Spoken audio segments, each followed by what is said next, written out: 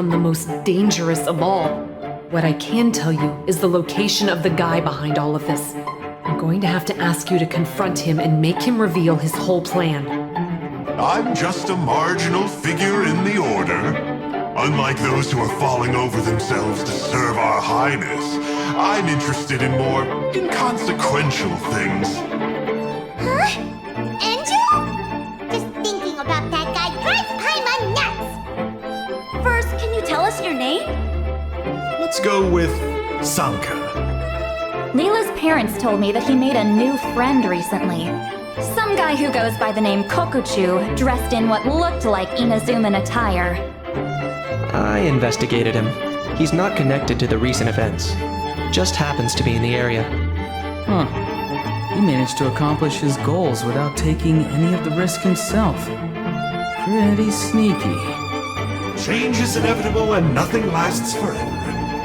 Well then, time for you to meet the new me.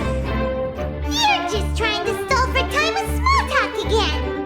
Look, I understand that seeing me has gotten you a little agitated, but frankly, the fact that you're still so fired up and raring to go after the long journey here is a bit of a problem for me.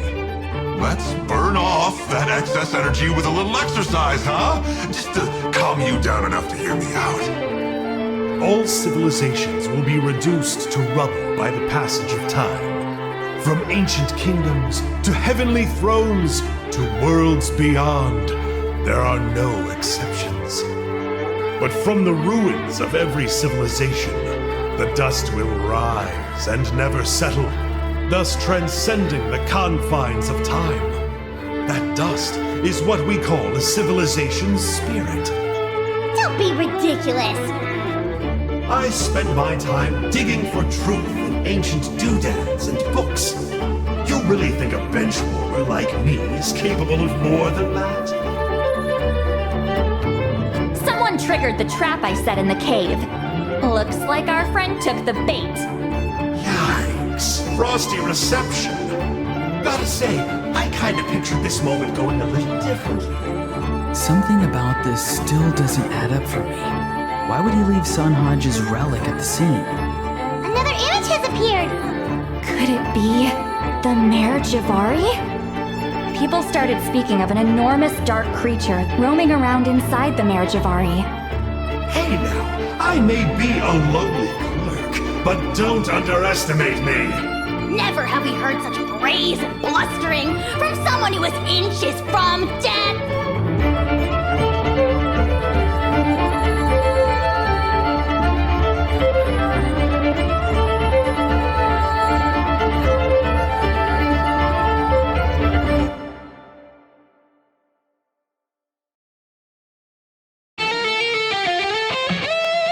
Alrighty, ladies and gentlemen, boys and girls, welcome back to another Genshin Impact playthrough session. We are wrapping up the last major piece of content for the new 5.8 summer area. We finished the Bennett event. We finished the miscellaneous world quests across the area as well. We ended up getting the Bennett skin. We pretty much did maximum exploration. We 100%ed the entire area. But we do have one final task, and that is the world quest featuring Enjo, the gift that keeps on giving, especially for Natlan, and the lore of the Mare Jivari and the Bakunawa and everything that they kind of foreshadowed in the live stream special program. Very excited. You know, we've gotten Enjo, we've gotten Sanka, we've gotten Kokuchu. And what's crazy about this stream, guys, and I swear to God, I literally don't know what to say anymore. This is not the first, second, or even third time that this has happened. I kid you not. The YouTube series has been catching up. You guys know this. I've been editing my playthrough series, and we've been uploading them. We're in version 5.2 at the time of recording. I kid you not, guys, I just posted the 5.2 Iktomi Spirit Seeking Scrolls event to YouTube this morning, which is the quest that preludes the Mare Jivari map, the Mare Jivari location, the fact that Enjo was looking for the Mare Jivari, And it pretty much foreshadowed and set up everything that we are experiencing now, like last year, right? At like the start, actually, yeah, at the end of 2024, we got that world quest, or we got that event quest, which teased the Mare Jivari, which gave us the first ideas of when we would get it, if it was going to be a part of the summer event, if it was going to be separate. And yeah, I uploaded that today on the same day that I'm doing that exact quest now with Enjo. So yeah, I don't know what to call it. Call it fate, call it ghostwriting, call it a little bit of premonition, if you will. But we're going to be going through the Enjo world quest. I'm wondering what his name is actually going to be this time around, because, you know, he was Enjo in Enkanomiya, and then he was Sanka with the Scions of the Canopy, and then he was Kokachu when we did the Spirit Seeking Scrolls event. And so I'm wondering if he's gonna go by another name, if he's gonna go by his real name, and if we're gonna see him again after this, or if this is like his final send-off for Natlan at the very least. I did also have a little theory at the start of the Bennett quest. I'll insert it right here so that way you guys can get an understanding of it. But I basically have a lot of theories regarding the Mare Jivari now that we know that Venti had a hand in blowing the Mare Jivari off of the Teyvat timeline.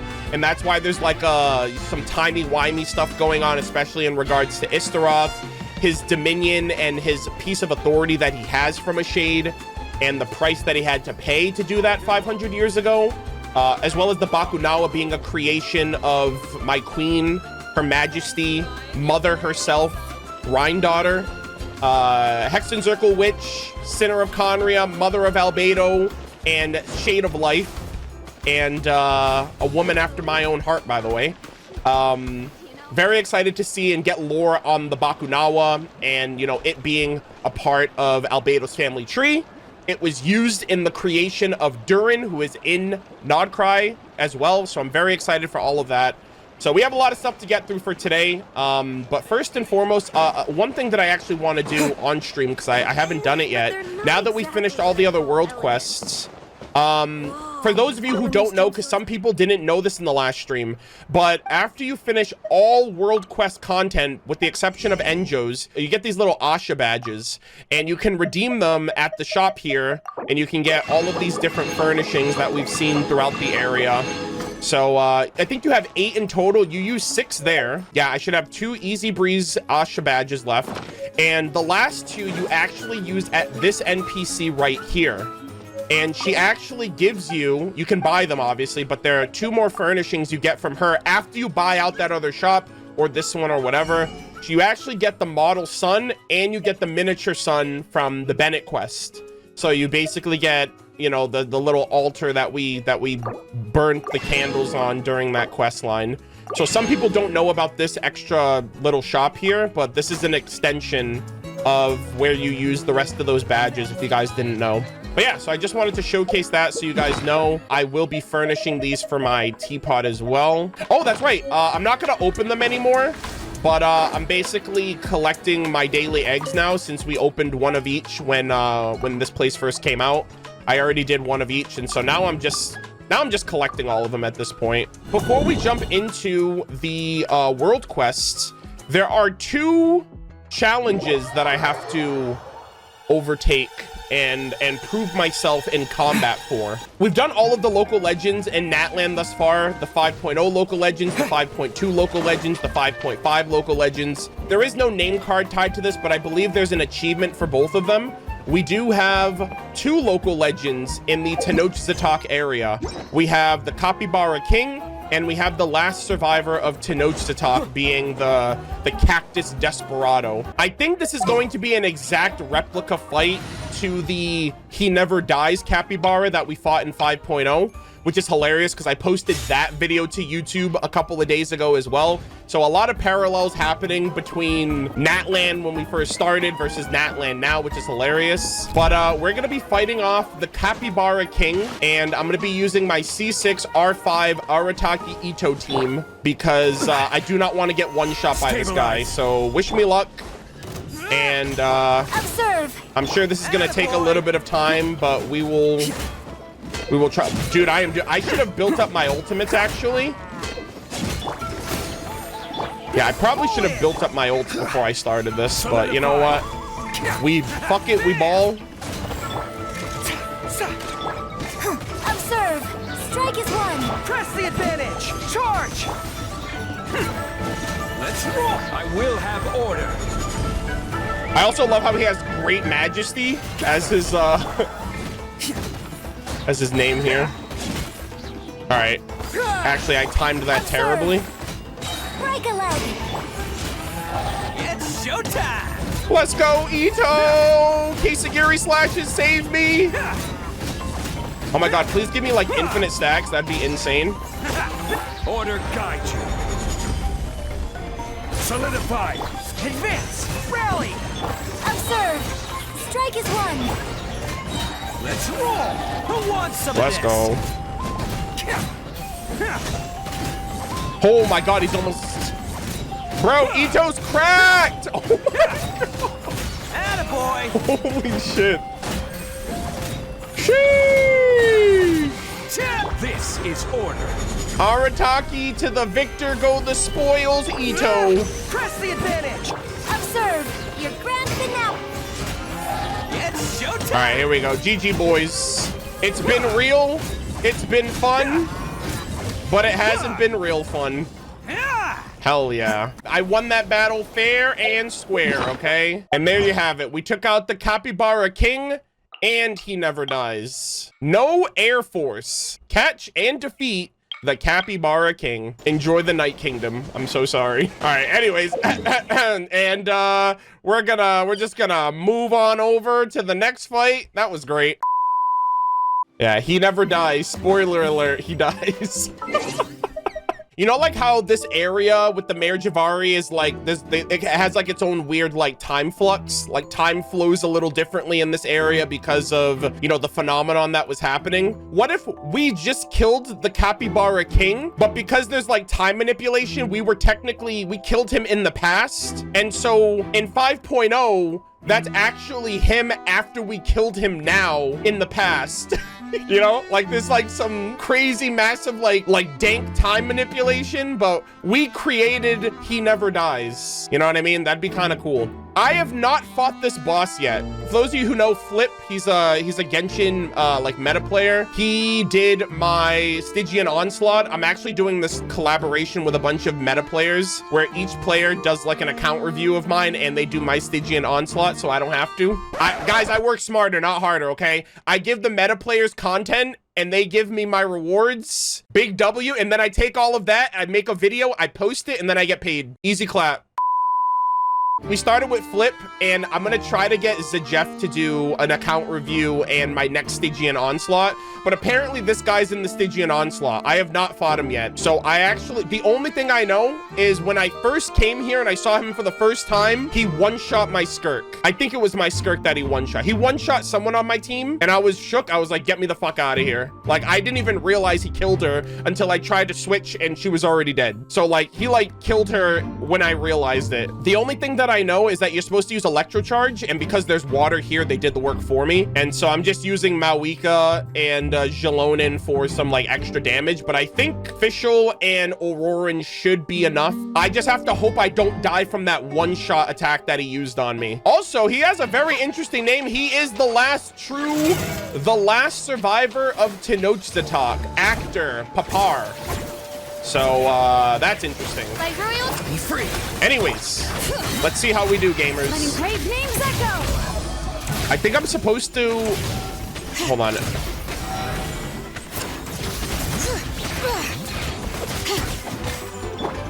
Ooh. Let's ride. Full throttle. Use electric reactions to find the true hiding of the target's true form. Oh. Oh, I think it's... Is it this one? Oh, yeah. Oh, he's got the mustache.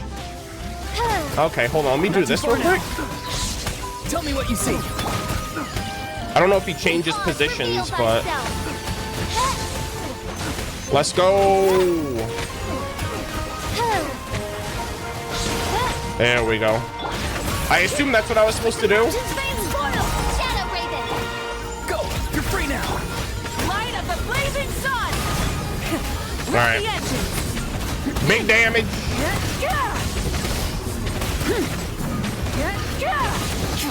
Oh my god. Bring it. Time to say hello. Oh. What the heck? Bro, he's literally, he like smushed himself into his hat. Oh my god, he does the same like ground pound as Varessa. What the brother? Man's got a hat full of tricks. Also, this water is slowly shocking me to death. Oh my god. Oh! Be free. Oh my goodness. All right. Alright, okay, I have to pay attention. So it's that one. Oh! Right here? Oh my god. It's like that one, oh, fuck. Oh, thank god. I thought Fischl was gonna die right there, honestly. You're free now. I was gonna say, it reminds me of that one commission where you had to like follow the weasels and find out which spot they're hiding in. I was like, oh my god, it's just like that. Okay, there we go. Midnight. Tell me what you see. Hear the echoes of the valley. Burn it down. Pyroclastic. Rats from the sky!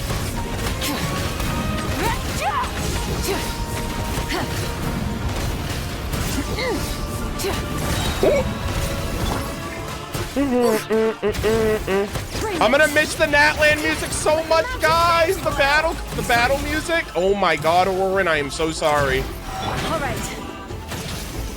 Holy shit, he almost died. Ooh. As you wish, me. Go, you're free now. Oh my god. Ooh. Holy shit, you see how much distance he just cleared? All right. Letting great names echo. Oh, wait, hold on. Which one is it? I don't know which one it is. Oh, right there. I assume there's a way you can tell, but I wasn't paying attention when he swapped. Go, you're free now. Let's go. We almost got this. Guys, I'm gonna finish him off in the best way possible. Oh! I was gonna defeat him with this. Light of the blazing sun. I was gonna defeat him with the rats from the sky, but I didn't realize he took like a burst of damage when you get him out of his hat form. Alrighty, not bad. Hey, guys, we've officially exterminated all of the survivors of Tenochtzitoc. Apparently, that was the last one. Unlucky, brother. All right, GG, boys. And there you have it. All local legends defeated. The last survivor of Tenochtzitoc. I'm just like the Heavenly Principles for real. Why don't you claim the captain's achievement? Because that's a day of remembrance. That's the day I met, oh captain, my captain, Il Capitano, rank #1 strongest member of the Fatui Harbingers, by the way. Why would I want to claim that and have it be gone every time I look at that? Every time I look at my achievements, I'm reminded. We're almost coming up on it. We're 2 months out from the anniversary. It's a day of celebration, and that's why it will never be claimed. That's next level dedication from his #1 glazer. All right, and that is why. So yeah. You know what would be sick, guys? Actually, I might be manifesting right here. Okay, guys, 5.8 by the way. You know how there's an achievement right here that's like officially meet with the Fatui Harbinger, the captain. When we go to New Conria, imagine they also have an achievement, officially meet the Sentinel Knight of Conria, Thrain. If they have another achievement for Thrain, if he's brought back through the Conria ley lines, I'm gonna be the happiest player in the world, because then I'm gonna have 2 achievements that I will never claim, and they're like parallel opposites of the same person. Hoyoverse, get on that, please, and thank you. I would appreciate that so much. But if we're going to New Conria and everyone's brought back in New Conria, that means Thrain will be brought back, which means we'll be able to see him, which means that's a cause for celebration, okay? I'm just saying. You did it for Capitano, why not do it for Thrain? He's the OG. Why Capitano, though? Because he's Conrian. Wait, what do you mean why Capitano, though? He's my favorite Harbinger. I assume in New Conria, all of the dead Conrians are coming back, including Thrain, Caribert, Clotar, and everybody else. Guys, it's always why Capitano and never when's Capitano coming out. Do you know your pulling plans for Nodcry? Oh, yeah, I do. I would like to get Durin, Grandmaster Varka, Alice, Nicole. I feel like there's someone I'm missing. Oh, Flynn's. Oh, Columbina. Yeah, Columbina as well. So the fucking 6 characters, man. I'm cooked. I don't know about Nefer. I don't know about Lauma. I don't know about Yehoda. I assume Aino's free, so I'm getting her by default. And if not, I might, because she's probably going to be on the Lauma banner. If I'm skipping Lauma, there's no way for me to get, unless I do a cheeky little 10 pull, guys. Should I? You know what? I'll do a cheeky 10 pull or 2 when Lauma's banner comes out, if Aino isn't free. But let's see. I'm at 12 pity right now. So I could fuck around, you know, do like a cheeky little 20, 30 pulls, building pity, all that kind of stuff to get 1 copy of Aino, or at least Constellations if she's free. But yeah, we'll see. Or maybe Hoyoverse will just give her to me in 12 pulls. You know, maybe I'll just get Lauma and Aino in the same 10 pull, just like they did for Eon-san and Varessa. I remember I was like, I just want 1 copy of Eon-san and I'm skipping Varessa, and then they just gave me both of them on a 10 pull. That was huge. Which 5-star are you getting this anniversary? Probably my C6 Chi-Chi, because Hoyoverse is being some real McAssholes. I mean, I've been at C5 Chi-Chi for years. I might get my C6 Chi-Chi. I did say last year that I was getting C1 Dia because we're going to the Nation of Pyro. I did say I was going to get Chi-Chi when we go to Snezhnaya. I thought Snezhnaya would be this year, but apparently they threw Nodcry in there on me. So I'll probably just get Chi-Chi. My problem though, guys, is like, I don't want it. I don't know, man. I would hate to get Chi-Chi knowing she's my last con, and then I get Chi-Chi off of a lost 50-50. At least if I do Dia or Tainari or Mizuki, those are constellations that aren't maxed. But because Chi-Chi's the last one, I'm still contemplating if I want to do that. I got Mizuki when I was going for Escoffier. Save Chi-Chi for your standard pulls? Yeah, that is true. Guys, I'm coming up on 800 pulls. I've been saving these pulls since launch, and I'm almost at 800. Well, I'm not almost there, but like, I'm closer there now than I was last year. But I'm almost at 800. I could probably get a Chi-Chi from this, honestly. When Flip did my account review and he saw this, he's like, who's bro saving for? Guys, I'm saving for the Genshin Impact 2 standard units. Come on now. I'm living in 3025 right now compared to everybody else. He's like, bro's saving for hypothetical characters that are just never gonna show up. But yeah, I like hoarding things. I like saving things until I... See, guys, here's the thing. I've never needed things. I always have them. I've never been like, oh, man, I'm missing... The only time that's ever happened is with weekly bosses, and that's only because I can't do anything about weekly bosses. But everything else, I'm chilling. Is there any 5-star that you'll pull on a rerun? No. If I skip a character, I'm pretty much okay with never pulling for them. If, like, money wasn't an issue, like, if I didn't care about how much money it would be to spend... Like, her first banner I didn't really care for because, like, Natlan was around the corner, but on her rerun I was like, damn, man, I actually really like Emily, but like I can't justify getting her. Citlali's going away in 4 days. Oh no, guys, I'll fix that right now. 10 pull in a dream. Nah, I can't do that. Guys, I'm reformed. I show my love for my characters by not pulling for them. I did it with Cloud Retainer. I did it with Citlali. I will change the perception of gacha games. You do not have to spend hundreds of thousands of dollars to prove that you like a fictional character. I promise. Alrighty, gamers. We finished all of our content. We did our little introduction. We defeated the last 2 local legends of Natlan. And now we are transitioning to the Enjo world quest for 5.8. I believe this is going to take us to like the real location of the Mare Jivari. I know they gave us like an iteration of it with Bennett's quest, but at the same time, I feel like Bennett, like that was like a domain experience for Bennett's story. But now we're going to like the legit Mare Jivari. And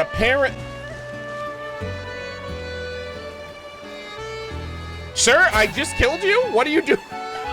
What is bro doing here? Hello? I just fought this guy, the last survivor of Tenochtzitoc. What is he doing here? Wait, is this like the actor? Hold on. Guys, was Enjo in the costume all along? Was I just beating up Enjo this whole time? Okay, so this is the Enjo world quest, apparently. This is the location of it, and this is what's gonna take us to the Bakunawa fight and the Mare Jivari, and like, I know that there's a follow-up to the Mare Jivari fight. We're gonna check that out as well, and I'm gonna try to feature everything in the recording for whatever I don't get in this stream, so keep that in mind. Yeah, I was not expecting this. Also, for those who are curious, I am using Galen. I'm gonna get her skin when we do her quest in an upcoming stream. Okay, first off, this is actually kind of cool. I didn't realize I could get a picture with him. Oh, Aether, you blink every time, I swear to God. All right, let us see. The crisis emerges, yet the tribal leaders bicker endless. Uh-oh. That sounds like 500 years ago. The talking stick lore with Tenoch. Hold on. I feel like that's a line from the actual talking stick battle pass weapon. The crisis emerges, yet the tribal leaders bicker endlessly. Hold on. Hi there. What are you doing here? Oh my God, guys. Let Tenochtzitoc bring his talking stick over. Oh my God. Talking stick. Tenochtzitoc. Is that Tenoch's real name? Hold on. Wait, Tenno who? Tenochtzitoc belongs no longer. Wait, that's Tenoch. Dude, I think that's Tenoch's real name. Tenochtzitoc belongs no longer to any tribe, yet his fury still burns unquenched. Oh my God. Bro, who is this man? He's spitting absolute fire. This lore is so crazy. When he set forth on the path of fate, the first to come forward and receive him was the great runner Wanjiru. Bro, this has to be Enjo. Is Enjo literally the Basado? Wanjiru? What are you talking about? The heroes of Natlan, Paimon. All right, you lore skipper. Yeah, so he set out for each of them specifically, and Wanjiru was the first. Wanjiru. This was a moment that left no trace in the annals of history. At the very instant those two met, Wanjiru bolted without so much as a backward glance, as if startled by some unseen force. Oh shit, the freaking paint. Oh my God,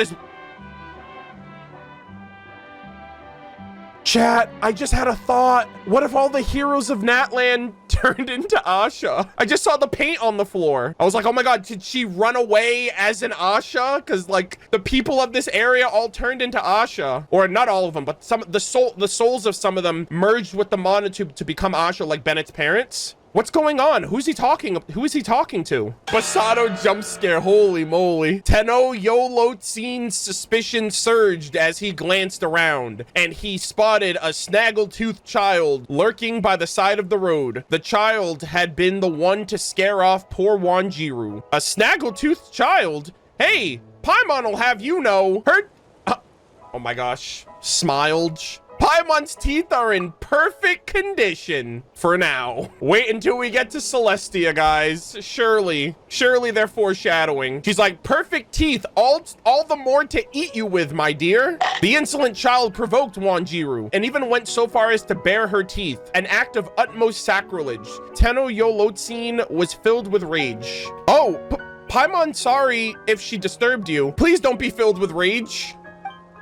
But with a single word, the valorous veteran frightened the churlish child nearly to tears. Yet every warrior knows this truth. To forgive the enemy with flowers is to loose an arrow unto one's heart. And so the last survivor of Tenochtzitoc raised his club, brandishing it on the rocks and prickled pears, and declared, "Let my stick talk bloody sense into that brat." For Wanjiru. There it is, the last survivor of Tenochtzitoc. That was the same name as the weekly boss, which I guess was an actor playing the role of this person. There will be no felling of any Paimons unless you get past me. Oh, a golden-haired child appeared. Tenochtzitoc would teach him the might of the heavens and the earth. Wait, no way! I just fought you! Brother, there's no shot. Bruh, there's no shot they're making me do another fight. Are you kidding me? How many times do we have to teach you this lesson, old man? Oh, and I'm not using my team. Say cheese. Guys, I'm cooked. I'm going in. I'm cooked. I don't have my team. Oh, wait, no, I'm okay. Hold on. Take it easy. Holy moly. Get out of here. I was like, my electrocharge. Everybody stay. I'm cooked. Oh, my camera. Hold that pose. Here. Holy moly.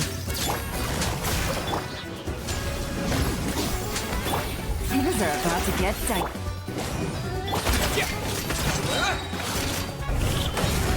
Let's go. Oh, I thought they were setting me up for a drive-by over here. Look at this man. Hey, stop fighting. What? Who are you? I'm terribly sorry. No one's hurt, are they? He's hurt. And quite right, too. He deserved it for attacking us out of nowhere like that. Okay, this has to be Enjo. Enjo's always picking a fight with us, man. I swear to God. Tenochtzitoc was wounded in both body and heart. The joyous battle had been halted, leaving him unfulfilled. But a brief storm, a faint thunderclap, half a hiss of flame, and a thin pall of smoke. The last survivor of Tenochtzitoc swung his stone club with fury, rending heaven and shattering earth. The volcano in his heart about to burst. My gosh, this man's quite the storyteller. Did he hit himself on the head with his own club or something? If anyone's going to erupt here, it'll be us. It's a very long story. I need to take him back to his hut to rest. I'll explain everything later. The hut's not too far from here. We can meet back up there. Okay. Brother, what is going on here? Oh, actually, oh, that's interesting. The quest is also called The Last Survivor of Tenochtzitoc. I'm sorry for the inconvenience, dear guests. Oh my God, there's no shot it's the same guy. Why the hell was I fighting him earlier and now he's back here? Is he the same actor? Or did Enjo switch places with him? I mean, Enjo can turn into whatever, right? He's the Abyss. He's able to shapeshift. So, I'm sorry for the inconvenience, dear guests. His name is Papar, and he's one of our on-site actors. They're quite common in theme parks nowadays, members of staff who roleplay as characters and interact with the visitors. So you're saying this guy's just an actor? Oh, gee! Oh, damn, look at him. He's got the moves. We've stationed actors around the themed resort to enhance the immersive experience for our guests. These actors are in character as members of the tribe that once lived here, the Tenochtzitoc. There was once a great hero from this tribe. Confirmed! The 7th tribe of Natlan. This is literally where Lady Vanessa came from, I swear to God. The 7th fire tribe with Tenoch as the freaking leader who got exiled. And that's why he was a part of no tribe. There was once a great hero from this tribe, known to all of Natlan, who was named Tenoch. Tenoch? So this was his home? Then Tenochtzitoc was a respected title given to Tenoch. It means the honored heart of Tenochtzitoc. Interesting. Okay, so I thought that was like his real name or something, but because, you know, you can't spell Tenochtzitoc without Tenoch, so I thought Tenoch may have been like a nickname for him or something, but interesting. So I wonder if that's almost considered like an ancient name for him back before, you know, before we learned anything else about him. The idea was for Papar to perform in encounters with other heroes and even to allow guests to test their own martial prowess. Yeah, we already did that. Lately, though, something's gotten into him. He's been acting erratically, and nobody can get through to him. You've seen it yourself. It's like he's reciting a script. Maybe he's harnessing the true spirit of Tenoch or something, or maybe Enjo is acting up. What script? It's more like he's writing himself into every scene. In any case, please accept my sincerest apologies for this mess. We'll have to suspend this attraction until the matter is resolved. A tragedy most heartbreaking. The lonesome Tenochtzitoc had yet to fulfill his duty, but now he was beset by baffling, cacophonous interlopers. He could no longer bear witness to such a ridiculous sight, so he pushed aside the 3 folks who blocked his way and continued onward, stone club across his shoulders to traverse the treacherous unknowns ahead. Not if I can help it. Okay, sir. His aim was true, and Tenochtzitoc was struck. The hero sways gently for a moment and then collapses to the ground. Rip. Sorry, Papar, but it's time for you to take a nap. I promise we'll find a way to get you better. He was blabbering about Wanjiru just now. Do you think it might have something to do with the story of the 6 heroes of Natlan? Surely it was just another memorized line, right? But he sounded like he was talking to someone.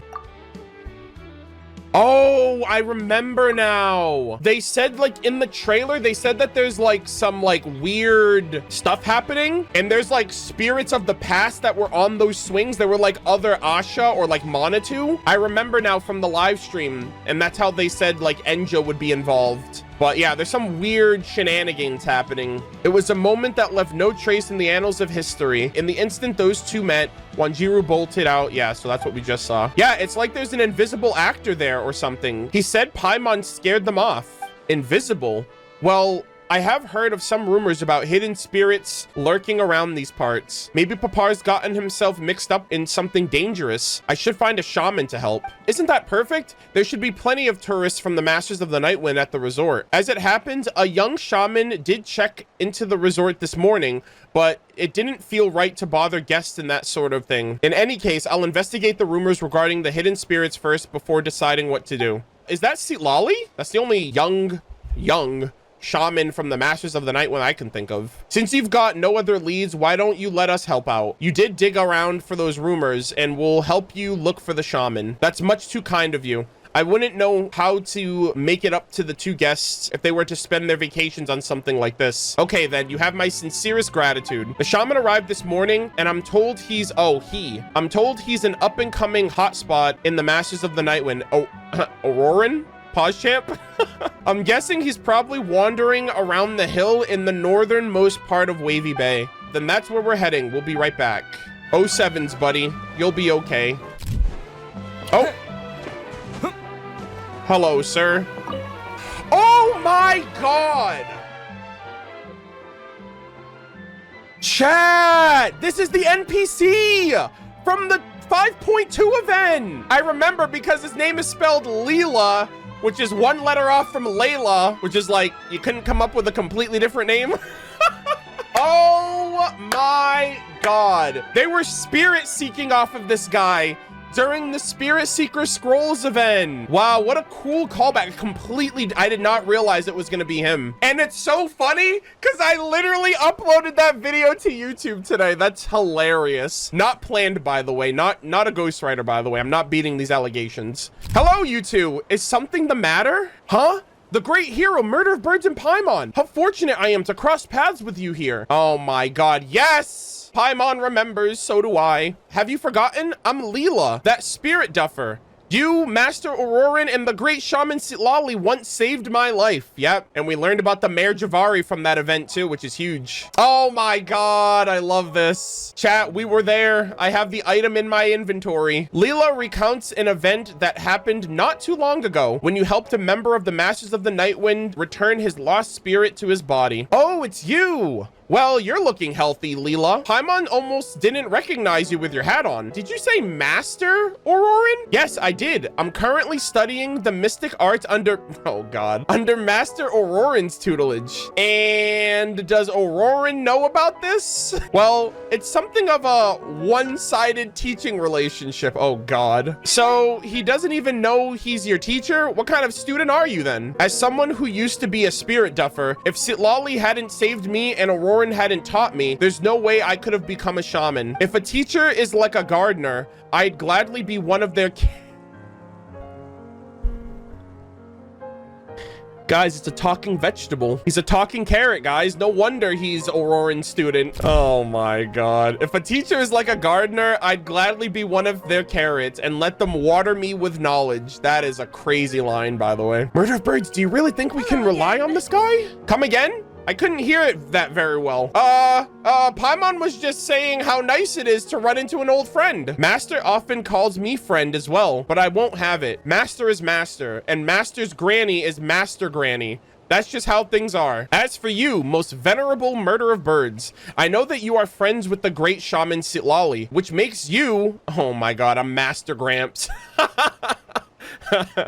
Which makes you my Master Gramps too. I'm old AF, guys. I'm afraid it would be discourteous of me to address you simply as friend. Sounds to Paimon like you picked up on a lot more than just the mystic arts from Auroran. Okay, let's get back to business. Yeah, we're actually here to ask for your help, Leela. Help? From me?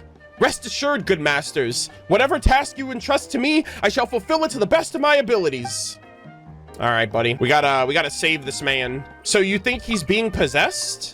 That's right. What's your take on the situation? The Easy Breeze Holiday Resort is indeed a location with vibrant spiritual energies. I could sense that as soon as I arrived. So it wouldn't be amiss to assume that there's some invisible entity that could be involved. Can you take me to the spot with the swing you mentioned earlier? I'd like to confirm a few things.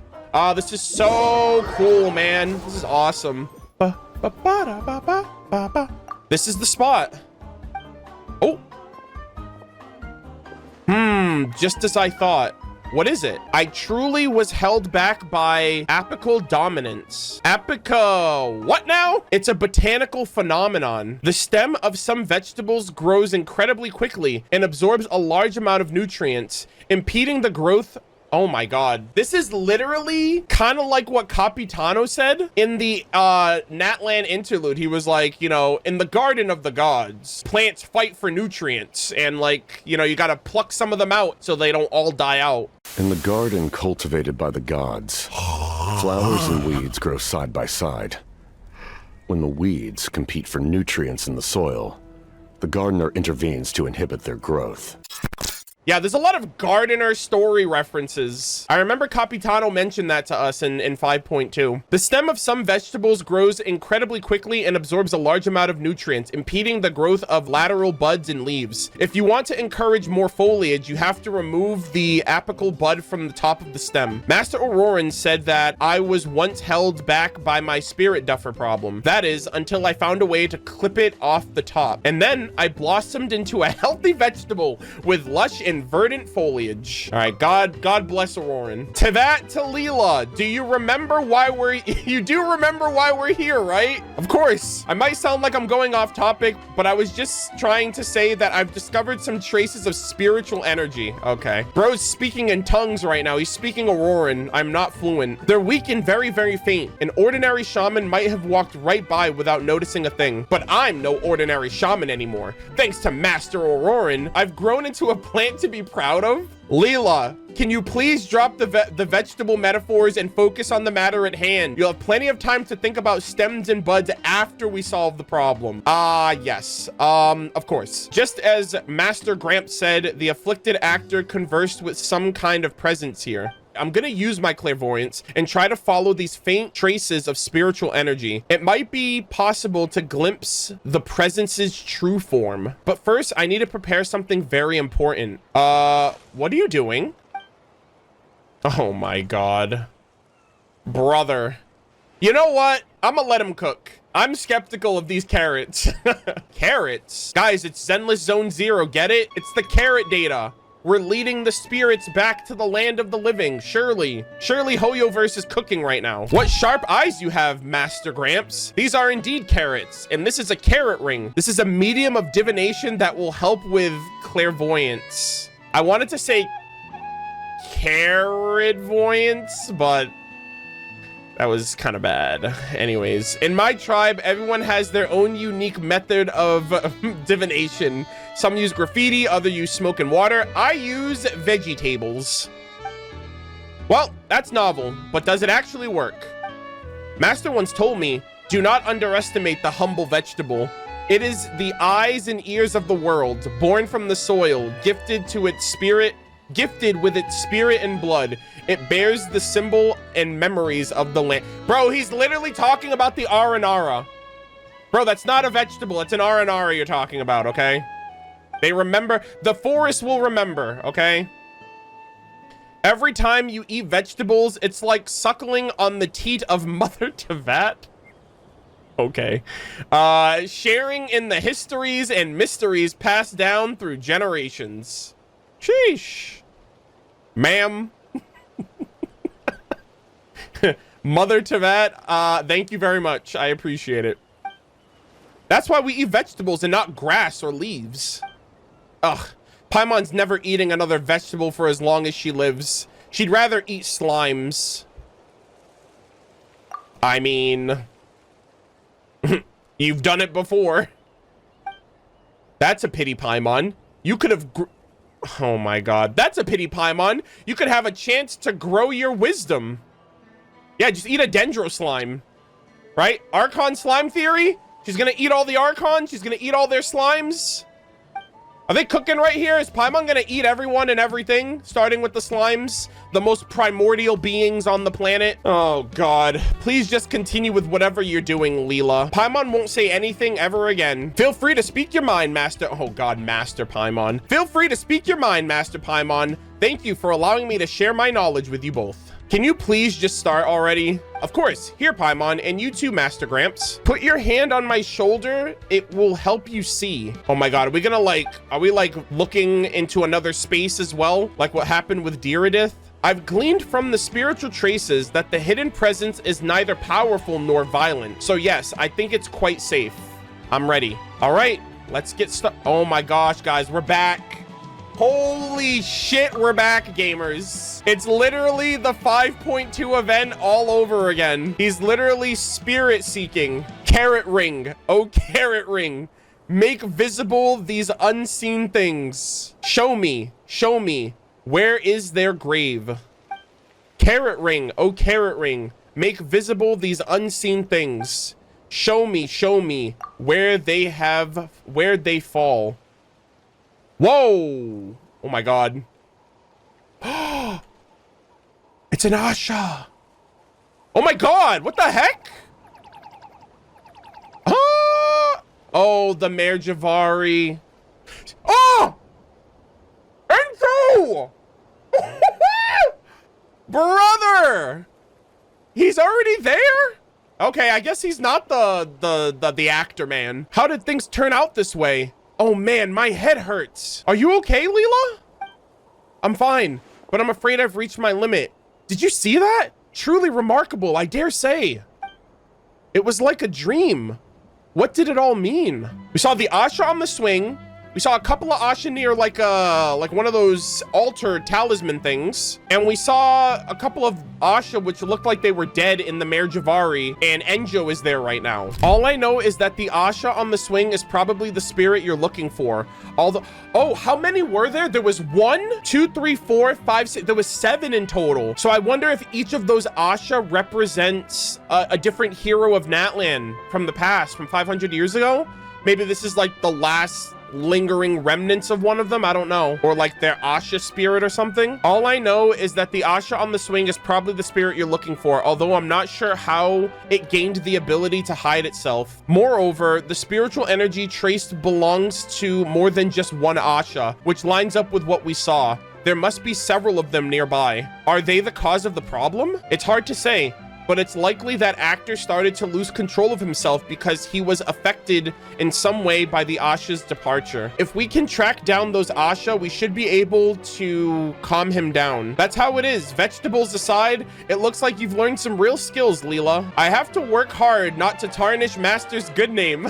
What about the ones we saw later on? I too am more concerned about what we saw afterwards. The fabric those Asha were gathered around, it looked like a woven scroll used in the Masters of the Nightwind. In that mysterious place that later appeared, along with the strange figure standing in the carrot ring. It all felt very familiar somehow, but I'm not sure why. Version 5.2, buddy. Kokachu is back on the case. That's okay, we can think about that stuff later. For now, we have leads that can help with that Tenochtzitoc guy. But, Paimon, Master Gramps, I think I'll excuse myself for now. The truth is, I feel a little uneasy. Didn't you just say that you've grown into a vegetable Auroran could be proud of? Indeed, but even the carrots are whispering warnings. When the field is filled with crops, Frost will come to claim them. That sounds ominous. Is that, so Frost? Frost Moon? Nod Cry? Saritsa? I have no idea. That sounds serious. The great shaman Citlali instructed me to come to Tenochtzitoc to relax, but she also told me to let her know if things started to get strange. Oh my gosh, best girl. They excluded her from like the grand opening of the resort and the concert and everything because she was like, those young whippersnappers and their loud music, leave me alone. I want to read my fan fiction. So I'm glad that they have her involved at this point, at least at some point, you know? Citlali sent you here? Aren't you on vacation? Whether this is a vacation or not depends entirely on the whims of the aforementioned Frost. Right now, all I want to do is rush back to Master's greenhouse. Okay, you're starting to make Paimon feel nervous now. Fear not, Paimon. The tallest vegetable is always the first to... The tallest vegetable is always the first to fall to frost. You should be safe for a while. Damn, he just called you short. Oh, and speaking of vegetables, you can keep these carrots. Now that the divination's over, they'll turn into spirit mediums for the Asha. Just sprinkle some of their juice into... Sprinkle the carrot juice into my eyeballs? Hello? Just sprinkle some of their juice into your eyes and you'll be able to see the invisible Asha. That should help you track them down. Thanks. I should be the one thanking you. It's an honor to be able to help you out, Master Gramps. I'll be going now, so take care and good luck with your search. And there he goes. Do you think he was overreacting? Overreacting or not, let's watch our step. Okay, let's get back to the hut first and check on our guy. Paimon hopes what we learn about the Asha will come in handy. Alrighty. This is quite the ordeal, let me tell you. Carrots are indeed good for your vision, life accurate. Yeah, I've heard of that growing up. They're like, eat your carrots. They maintain your eyesight. And look at that. They're like, hey, just squeeze the carrot juice into your eye. Guys, in before squeezing the carrot juice actually makes your eyesight even better than actually eating it. I'm about to test this theory. The second to come forward and embrace Tenochtzitoc was the brave Manalek. Let's go! Guys, we're going through the entire talking stick battle pass weapon. We started with Wanjiru and now we're at Manalek.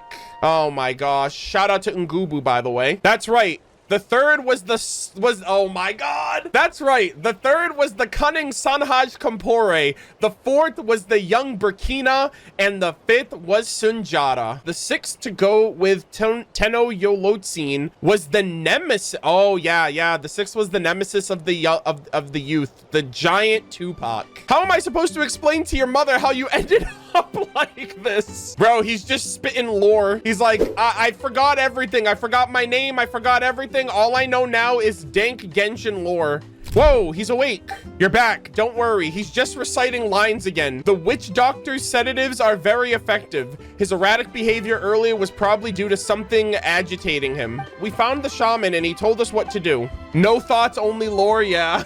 So it was all because of the Asha. Well, that's a surprise, but knowing that should make things easier. Easier? How? The resort's huge. How are we supposed to track down a bunch of invisible Asha? I'll handle it. I'll get my staff to investigate supernatural occurrences around the resort. Things like empty swings moving on their own. That way we might be able to find our invisible Asha. Given our lack of knowledge on the Asha, this is our only choice right now. Yeah, those Asha are really strange. They look like Monitu, but their colors are way more vibrant and they seem to be smarter. Yeah, well, they did say in the Bennett quest that like the souls of the past and the Monitu fused to make the Asha. And so the Asha could just be people who lived in this tribe, the tribe of Tenochtzitoc, who died in the past, you know? And that's why they're regarded, that's why they're only on this island of Tenochtzitoc, or like people who also died here. So, you know, like Bennett's parents, the actual tribes people themselves. So I'm pretty sure it's basically that.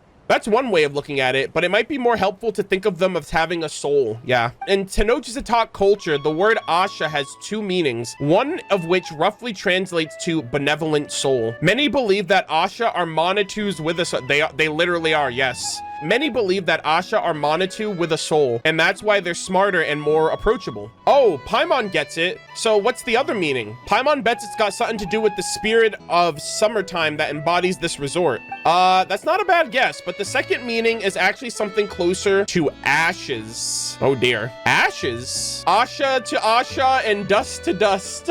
Yes, ashes blown over from the Mare Jivari. Yeah, so the Asha are connected to the Mare Jivari? pretends to be shocked. You may not know this, but there's a vast tract of land to the west of Tenochtzitoc that was once the Mare Jivari. It was a place of sorrow born from the abyssal invasion. That is where it started. Warriors were reduced to ash, their souls imprisoned and bound to the land. That is until the whole Mare Jivari mysteriously vanished about 20 years ago. So Venti said that he was responsible for the Mare Jivari 500 years ago, and he is unaware of what happened 20 years ago to it being gone now. So I assume Enjo might know information about that, and that might even tie into the Heroes of Natlan, right? With Sanhaj Kapoor. Well, no, that was 500 years ago as well. But there's also like some time manipulation going on here too, so I have no idea. We'll have to wait and see. It was around that time that the Asha first appeared. Naturally, people made the connection to the Mare Jivari. Oh, so the Asha showed up 20 years ago. Is that what they're implying here? No wonder they're so willing to approach the people of Natlan. They're all caught up in the legend of the Mare Jivari. Hey, Murder of Birds. Paimon just thought of something. When Leela showed us that strange place just now, it looked like the place we went when we were searching for Bennett before. You don't think it's possible? Ah, there I go, getting sidetracked. I gotta focus on Papar first. Give me a day and I'll round up all the locations where the invisible Asha might show up. What are you going to do about him? I plan to let him stay here for now. He might get unnecessarily stimulated if he leaves this familiar environment. The resort has also designated this a restricted area, so rest assured that no tourist will accidentally come wandering by. That's good. Papar attacked us, so we won't hold it against him. We'll find a way to cure him for sure. And so, Tenochtzitoc gathered allies from the 6 great tribes. Glittering like the flames of roaring wildfire, they crashed into the mountains of darkness. Stay safe, Papar, even in your imaginary quest to be a hero. It's time to use Leela's magic carrots. You squeeze the juice out of the carrots and gently apply it to your eyes. Gosh, Paimon's gonna eat my eyeballs now. But look, there's an Asha right there. Wait, what? There's an Asha on the lake? Whoa, Paimon can't believe the carrots actually worked. Hold on, am I tripping balls? Oh my god. Paimon's actually telling the truth. Guys, this is Dusky Ming all over again. I'm scared. I'm gonna set them up. I'm gonna set it up. They should get, yes, let's fucking go. I really hope we get an Asha or even a Mana 2 pet in the future. I'm so shocked we did not get a Lost Riches event this past year. And now we're going into Nodcry, and if they give us a Lunar Sealy, I'm gonna be so pissed that they didn't give us a freaking Mana 2. All right, anyways, it looks like this is the last one nearby. They seem to like us a lot. They're not scared at all. Time to head back to the Ma'am. Oh my god. Ladies and gentlemen, Best Girl has pulled up. Genshin Impact is actually saved. Huh? Murder of Birds? Paimon? Citlali? What are you doing here? I'm just as surprised as you two, but it's a welcome surprise. I'm happy to see you two, Citlali. Were you also invited to the resort to kick back and relax? If I wanted an easy breezy day, I'd have just stayed in bed. Are you just acting? Oh my god. Are you just acting cute? So, you're here because of Leela, I take it. Sharp as always. Leela told me everything he saw.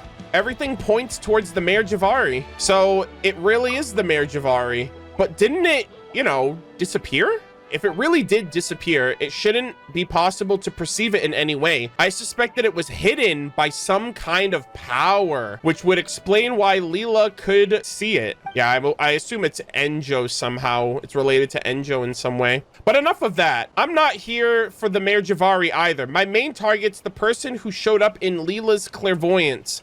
Oh, Enjo? Hold up. Oh. So you know who they are then, Citlali. Kokuchu. Yeah! Oh my gosh. I love that. I wonder what his name's gonna be now, unless he's gonna go by the same name since we're still in Natlan. Do you remember the last time we helped Leela get his spirit back? The whole time he was being tricked by that Kokuchu guy. If I'm not mistaken, it was he that Leela saw during his ritual. So I looked into this guy and found that he once escaped. Oh man, damn, Enjo, we're looking into all of your locations. He was also in Enkanomiya, by the way. All right, just putting it out there if you need that information, my dear. I looked into the guy and found that he once escaped from Kinich while using the name Sanka. It turns out he's one slippery rat. Kinich even told me you've crossed paths with him before. Oh yes, Enjo. I seriously do enjoy his company though. Like he's literally the GOAT. Whenever he pulls up, it's always a good time. We've crossed paths. Wait, there's no way. It's Enjo? Enjo? Is that his real name? No. We do not know bro's real name to this day. He's literally trolling. It could be another alias. Whatever he's called, he's a clerk who works with the whatever he's called, he's a clerk who works for the Abyss Order. He's great at lying and great at slipping away. Are you here to catch him, Citlali? So he's an Abyss Order goon? Well, that's crazy. Well, we can't let him get away now, can we? That rat. Rat gaming, guys. Rat jam in the chat. That rat. He should know you don't mess with an old lady's pride. Yet that lousy fiend took me for a fool. Just you wait. Granny Eastleigh's gonna make you regret the day you were born. I mean, he might be older than you at this point. He's a part of the order. Hey, Citlali, is everything okay? You're making a really scary face. Do you still have the stuff I left with you last time? The Calamity of Eshu, right? Stuff? Murder of Birds. Maybe we should take a look. Take out Sanhaj's relic. Yeah. Oh, that too, actually. Yeah, that too. I thought she was talking about the sword. All right. It's still in good condition. Now the other one. The map! Yes! Cinema! Based! There it is, guys. Finally. We have it. I love how they showed a full version of it. I just took a screenshot of that. Thank God. Because the only version of it that I had to call from or to call back on was the little inventory item that I have. So did Arnold read Calamity of Eshu lore? Does a bear shit in the woods? Of course I did. We read it during version 5.2, but yes, of course I read it. The dragons are making void shuttles and all that crazy shit. That great big liar won't dare show his face around us. Anyways, be careful. He's lurking somewhere nearby. He is? How can you be sure? He may have gotten away from us last time, but I made sure to leave a mark on him. That way I can track the... I was just calling him a rat. That way I can track the rat no matter which hole he decides to crawl into. As long as he's nearby, I will be able to sense him. I have a vague sense of where he was from the moment I set foot on the resort. I never expected to bump into you two while tracking him though. So you're saying he's nearby? Yes. Unfortunately, the mark also gives me a rough guide to where he is. Otherwise, I'd already have caught him. I'd have caught him already. We should work together, Murder of Birds. I get the sense that Enjo might have something to do with the employee's strange behavior. Awesome. With Citlali here, there's nothing to fear, except when she's angry. All right. Hey, thank you very much. I approve. Easy money. Enjo, I'm going to say a prayer for you, my boy. If you're on Citlali's bad side, I can't. Like, I'm sorry. I have to choose her, okay? She's my waifu. All right, I know we go way back. I know we're kind of bros. We kind of have like a love-hate relationship kind of, which is a little weird because we're constantly fighting each other. But she gave me the key to her apartment and I can't risk that, my boy. Also, yeah, she was talking about this, the mysterious weapon artifact, the arrow rest. Yeah, so we have this and we also have the map of the Mare Jivari. Where is it? Hold on. Iktomi scroll map. Yeah, so we got this one too. So cool how they set this up. We're good friends, Papar. Our mothers were good friends too. We promised to build this resort together. How am I supposed to face them with you like this? Yo, this guy's having a nervous breakdown. He's like, my friend, what happened to you? If your mother gets ticked off, she'll get my mother ticked off. And then I'll be in the firing line. If that happens, you better believe I'm gonna make it your problem as well. So for the sake of our mothers, could you at least answer me and let me know you're listening? Also, I didn't realize there's like something under the waterfall. Dude, that's like a classic RPG right there. There's like a little opening in the waterfall. As Tenochtzitoc gazed at the vast burning plains, a turbid black tide swelled up in the horizon. All right, I guess I should tell you how our fathers are faring. Hold on. Huh? You're awake. Uh-oh. It's that old lady. Uh-oh, hold on. Silence. Hold them off outside. If you get any closer, the next time you'll be seeing our mothers is from the inside of... Brother, what? First off, you called Citlali old. I'm gonna say a prayer for you really quick. Second of all, you just threatened this man. You're like, yeah, your mother's gonna be giving you an early funeral if you come back here. If you get any closer the next time, you'll be seeing our mothers is from the inside of a coffin. That's crazy. Yeah, let's just pretend that didn't happen. Wait, what's going on? You look terrified. Yeah, this man's life was just threatened. Papa, he's awake. He called my mother an old hag. There's something wrong. His illness has gotten worse. Huh? We better go check on him. I'll knock some sense into this man. So this is that out of sorts employee. Hey!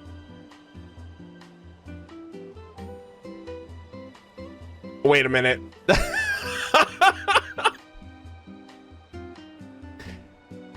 Chat, I gotta do it. Chat, what Citlali said? Nah, that's crazy. That's wild. Hey, you, close off. God damn it. It should have been me, not him.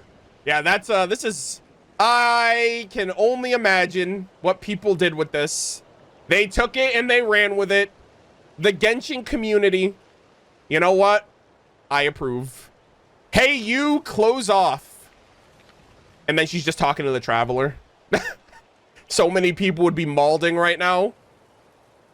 Citlali, I love you, but I cannot defend this anymore. I've seen so many tweets like that. It's like, it's okay. Citlali doesn't need you to defend her, okay? She's doing what she wants to do. All right? And what she wants to do is spend time with the traveler, so leave her alone. Are you sure? Brother, that is crazy. He's definitely not one of the resort staff. Yeah, but like, you basically told this man to take his clothes off. Like, ma'am, are you okay? Last chance, get rid of that disguise or I'll make you wish you did. I mean, don't both of those elicit the same response? She's like, take your clothes off or I'll take them off for you. It's like, ma'am. Usually, you're supposed to make them, that's not the reverse psychology you think it is. Hold on, something's not right. This is so funny. Citlali steps forward and tears away the costume, but there's nobody inside. Dude, is it just like a fucking, is it just like 3 Ashas and a freaking Tenochtzitoc costume? Citlali steps forward and tears away the costume, but there is nobody inside. Damn, guys, that could have been us. All she's left with is a costume with traces of lingering warmth. Oh my god, she killed him, guys. He's dead. She killed the actual last survivor of Tenochtzitoc 07s. Are you kidding me? He got away. What's going on? Was Tenochtzitoc hollow on the inside? No, there was somebody in this costume, all right, but it looks like they slipped away just before we got here. Darn it. It must have been Enjo. I can sense the aura of my mark on him. Wait, so the Tenochtzitoc we met just now was Enjo in disguise? How long has he been playing us along? Yeah, probably since the very beginning. I mean, I figured that. I was like, brother, this has to be him. We always fight him when we see him. If that's not Papar, then where... In Before Papar was actually the local legend that I also fought. I'm cooked, gamers. I fumbled. Oh, Archons, I deserve the scolding our mothers are going to give me. Don't worry, we'll get to the bottom of this. I can't believe Enjo tricked us again. We have to catch him. Murder-of-Birds, it seems he fled in a hurry. My arrival probably threw him off, which means he might have abandoned some things around the camp. All right, let's get discovering. Oh, my boy! Oh! Oh, why doesn't she, guys, you know how Citlali's old? Her vision's getting the better of her. She can't see this man from here. She's like, I need my glasses. I can't see in front of my face without my glasses. How do you not see, bro? He's right in front of you. Yeah, not her vision, like her actual vision, like her eyesight. That's how you know she's a boomer. That old hag. She's even more of a nuisance than I am. Hey, it takes one to know one. Ah, I miss you. Oh, and look at that. He's going by Enjo now. Guess I'll have to wait and see how things pan out. Oh, Enjo, my beloved. Chat, and just think, we may not have gotten Enjo if I didn't bully Twitter. If I didn't bully Hoyoverse on Twitter. I was like, bring Enjo back, you cowards, on Valentine's Day. And they were like, yes, Arnold. Last Valentine's Day. And look at this. They are listening to us. My crops are being watered. He may have left some clues around the camp in his hurry to leave. Let's check around. Okay. All right, let's look right here. What's this? Oh, shit. All right, pause. Big lore. Investigative report, Mare Jivari. No extant records suggest how the Mare Jivari could have disappeared. It seems that all related information was erased alongside the Sea of Ash itself. The only speculation that remains to be made comes from the ancient legend. Thousands of years ago, the Wanderer's troop. Thousands of years ago, a troop wandering through the lands. For flutes, they had swords, and for harps, they had bows. They performed for guests and also for foes. They once traveled through the desert, and they also set foot in the blazing Mare Jivari. But mainstream history dictates that the Mare Jivari only arrived 500 years ago. They did mention this when we talked to the NPC in Dragonspine after paralogism. They were like, wait a minute, the Wanderer's troop visited the Mare Jivari 1,000 years ago, but it was only created 500 years ago. And so I was like, wait a minute, there's some time manipulation going on here with like Istaroth or something. And turns out, you know, Venti had something to do with it 500 years ago, but I still don't know what happened 20 years ago. Assuming the records of this ancient troop in their heyday are accurate, it may suggest that a temporal disruption phenomena occurred in the Mare Jivari. Temporal disruption. Time. Could the transcendent power of the abyss threaten even the flow of time? Oh my god, and I keep this after. Nice, I need that for record keeping. If a shade can manipulate time, who says the abyss can't either, right? And so, like, what if the Mare Jivari is just being pulled back and forth? Like, Venti's pulling it, and the abyss is pulling it, and so it's not in a single fixed spot. It's here one day, and then it's gone the next in this weird phenomena. All right, let's see what's next. Oh, okay, so we have a map over here. Secret cave. Oh, it's this one. It's the, oh my god, there's actually a cave over here. What?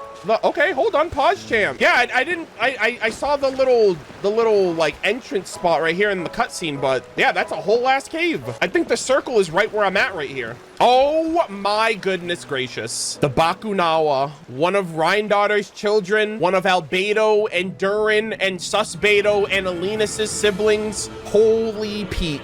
A gigantic beast that appeared on the western side of Natlan. Oh my god, she unleashed it during the Natlan did she create it during the Natlan Cataclysm? Along with Durin and Mondstadt, Alenus and Fontaine. Bro, she sick to freaking, she had one of her children in every nation. That is crazy. A gigantic beast that appeared on the western side of Natlan 500 years ago, accompanied by other abyssal monsters. Its body was like that of a mountain, and it devoured the tribespeople of Tenochtzitoc, an out-of-control creation identified as one of Gold's that once attacked and swallowed part of her body?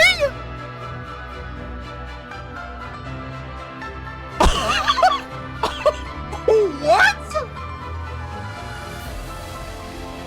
Is that why she needed to devour Nibirius and literally be put on life support? Are you kidding me? One of her children tried to kill her. An out-of-control creation identified as one of Gold's that once attacked and swallowed part of her body. Lacking in intelligence, its actions were solely devoted to an instinct to devour. I cannot believe, bro, she survived. Holy shit, she is goated. It is capable of infinite growth and is functionally immortal. However, unlike Gold's other creations, its immortality does not stem from the power of life. but rather a more transcendent form of abyssal power that may be beyond even our order's understanding. Wow. Okay, that is interesting. All right, so it's not, so this one wasn't created using the power of, you know, the Shade of Life's powers. It was created using the Transcendent Sinner's powers. And it lacks intelligence. It's only meant to destroy, to eat, to devour, and it's immortal, which probably means it's probably the most destructive out of all of her children. Like, no wonder it's trapped in the Mare Jivari. Like, out of all of her kids, this one's the main problem. Like, you know, Venti and it's immortal, so like you would have never been able to stop it if it was running rampant, if it's running rampant elsewhere, you know? The things mothers do for their kids. She brought him into existence and then he tried to kill her. She was probably so proud of him. We found 3 reports and they're all incredible. Oh god, yes, the Bakunawa. Of all the abyssal monsters that attacked Natlan 500 years ago, Bakunawa was the most terrifying. It was said to have devoured entire villages of tribespeople and could not be killed. So that makes so much sense. So many people shit on like Lady Vanessa and like her lore. Why is there no lore of Lady Vanessa? Why is her tribe not in Natlan? Hoyoverse retconned Natlan. This nation sucks. It seems like a portion of the Tenochtzitoc tribe, which included Lady Vanessa, went to Mondstadt, and the other half died here by the Bakunawa. Even when it was beheaded or had its body chopped into pieces, the remains would somehow continue to grow, seeking each other out and eventually forming a new revitalized Bakunawa. How the fuck did Alice cut a piece of this thing off for Durin? It just says here, even if you chop it up into pieces, the pieces will seek each other out. But they managed to chop one off and use it to give Durin new life. Durin's also a part of the Bakunawa, which is kind of cool. What in the, how was it no, I don't think it was defeated. I think it's just imprisoned in the Mare Jivari. How was it finally defeated then? It wasn't. Through Tenoch's oh my god, that's what the miniature Night Kingdom was, maybe. Through Tenoch's sacrifice, he let Sanhaj perform phlogiston engraving on his body in order to unleash a power of border spells. Then Tenoch allowed him, oh my god, what a fucking goat. Oh my god, what an absolute Chad. The self-sacrifice is crazy. He let Sanhaj perform phlogiston engraving on it. So he basically turned himself into like a nuke. And then I think he let the Bakunawa eat him and then he exploded inside of the Bakunawa. With Tenoch's body as a ritual offering, Sanhaj summoned a miniature Night Kingdom inside Bakunawa's belly. Wow. Dude, they set all of this up so well in that 5.2 Iktomi Spirit Seeking Scrolls event. They said that he created a miniature Night Kingdom. They left out the part, though, that it was inside one of Rhindaughter's children. The clash between the power of the Abyss, the Lord of the Night, and Tenoch's spirit in Bakunawa's body led to a violent explosion that shattered the monster into innumerable pieces. Tenoch, the legend, the goat you were. Oh my. And Sanhaj Kampore as well.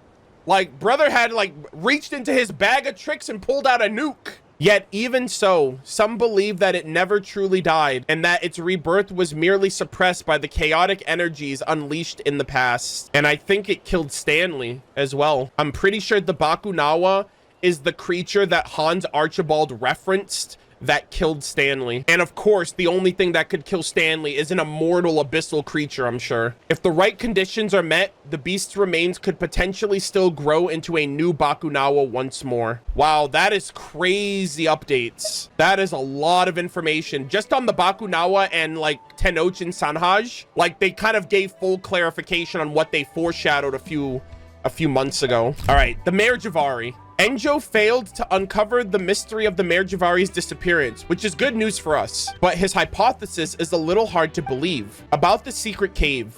it seems like Enjo memorized our map after he snuck a peek at it. This is his redrawing of it. Judging from the markings he must have found his destination. So why didn't he do anything? He's just wasting his time out here putting on a show. Given the cunning he's displayed so far, I doubt he did so without purpose. His act must have been necessary for him to break through certain obstacles. Now that we've read all 3 notes, what should we do? Let's go to the marked place on the map. Yeah, we need to figure out what the Abyss Order is up to. That's another thing, man.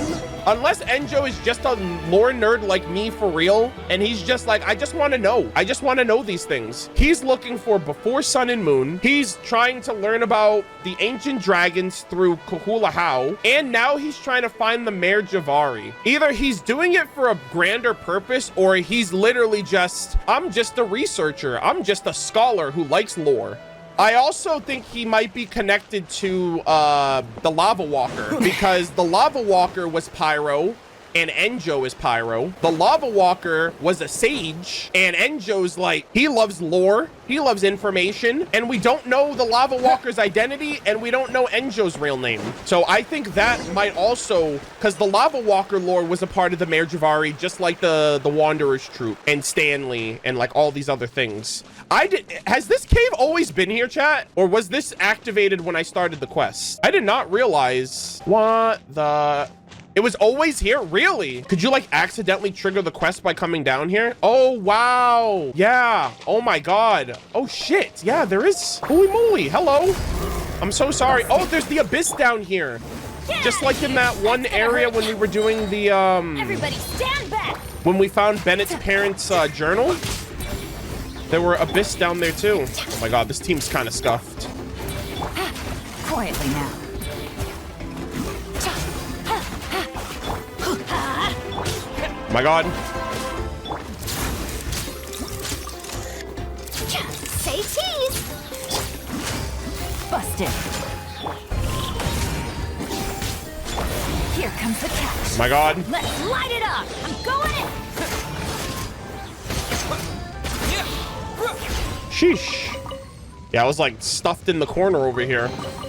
All right. Keep this close. Yeah, so this was the location where those 3 other Asha were. Looks like we've reached the end. What's this? Oh, this must be the entrance then to the Mare Jivari, because I don't know where else we would go. That's a mystic arts implement from the Masters of the Nightwind, but how did it end up here? Paimon thinks we've seen those around. It can teleport us to other places, right? That's correct. Our tribespeople use them to transport themselves to the Chamber of Weaving or the sacrificial altar of enigmatic land. But this one doesn't lead to either of those places, evidently. Where do you think it goes? So, did Enjo find the Mare Jivari and then link this thing to it? The only person who would know where it leads are the spellcasters or anyone who's used it. Unfortunately, it looks like this implement's too old to work. Oh, okay, never mind. I thought Enjo put this here. So long that its spirit has long since dissipated. I doubt that Enjo Brat could have found a way around this either. Oh, okay. So this must have been from... Oh, maybe they sealed it and then they closed it off with this talisman thing, maybe, right? So that way no one would ever go back and like open up a portal to the Mare Jivari again. Is there any way to, you know, replenish its spirits to make it work again? There is a way, but every spellcaster is like a different lock, each needing their own key to open. I'll have to figure out the structure of this implement's lock before we can get it up and running again. Just like that? Wow, Citlali, you're amazing. She's like, yeah, well, tell me something I don't know. Obviously. Look up my name in the Nightwind dictionary and you'll find 3 words. The real Shadil. Shadil? That doesn't sound like a real word to Paimon. Of course it is. It means a shaman who's the real deal. What about the definition of Auroran? A cultisham? Jesus. A shaman whose skills you cultivated? No, a shaman who cultivates vegetables. Or a cultisham is how it's probably pronounced. You didn't write this dictionary yourself. Damn! He hit her with the, this isn't like a official dictionary 2.0 Citlali edition, is it? That's enough jokes for now. Just give me a moment to look at... Wait, who goes there? Were we followed? Whoever you are, come out with your hands up. Damn, special patrol. Oh my gosh. Look at them. Damn, they hit you with the Scooby-Doo entrance. Oh, it's just some Asha. You scared Paimon half to death. She thought there was a really awful Enjo guy. Odd. Why are there Asha following us? Can you be angry at them, though? Look at them. They're so cute. Pukli told us that Asha are the benevolent souls of the Mare Jivari. They're friendly sorts. You mean how benevolent souls is one way to interpret the word Asha? I've heard that before, but that doesn't solve the mystery of why they followed us all the way here. Hold on. I think I've got it.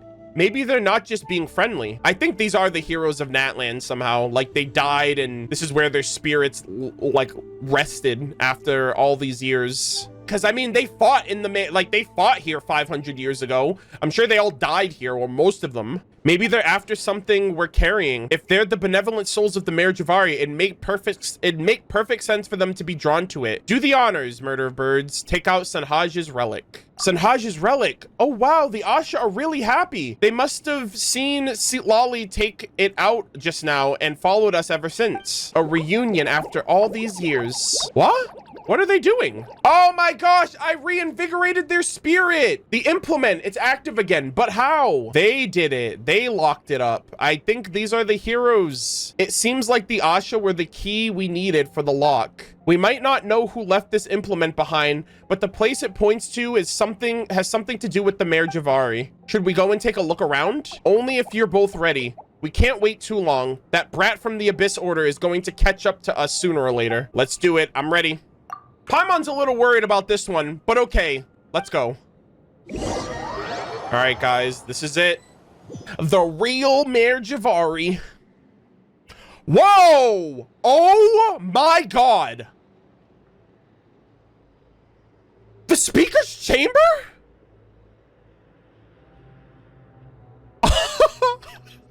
Wait, what the hell am I looking at? Is this like the OG Speaker's Chambers? I was unaware of such a place existed in Natlan? Huh, Paimon can't believe even Are you kidding me? How would anyone? Bro, this is literally like an old Speaker's Chamber. Blast, my connection to the Wyob's been severed. Where the hell are we? It means we're probably not in Natlan anymore? Oh God, guys, we're in like a space-time portal dimension.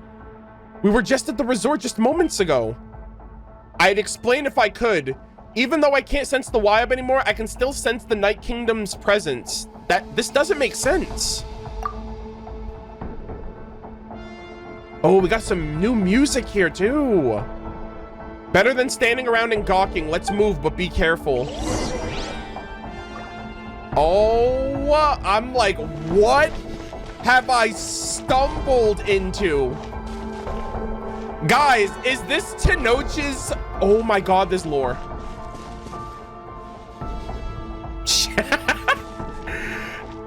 Oh my God. So before Mawika, before the Archons, like this was the heroes speakers. This was the heroes chambers. Right? Tenoch at the head, and then the other heroes alongside him. Oh my God. Holy peak. Oh my God. A weathered old stone tablet. Most of its inscription is worn away. I cloak the enigmatic land and shroud this place. Only the legacy of heroes may awaken. Shulevitz? I was expecting like Sanhaj or something. Hold on. Okay, so this name might be Snezhnayan. I don't know. I also was thinking, I'm like, we don't know what Enjo's real name is, so I wonder if they're gonna name drop Enjo's real name by the end of this quest. So I don't know if that's him either. But it mentions that only the legend of heroes may awaken. Oh wow. Dude. Oh, okay, hold on. This is like a mini. Yeah, this is like a mini Speaker's Chamber. Oh my goodness gracious. All of their weapons.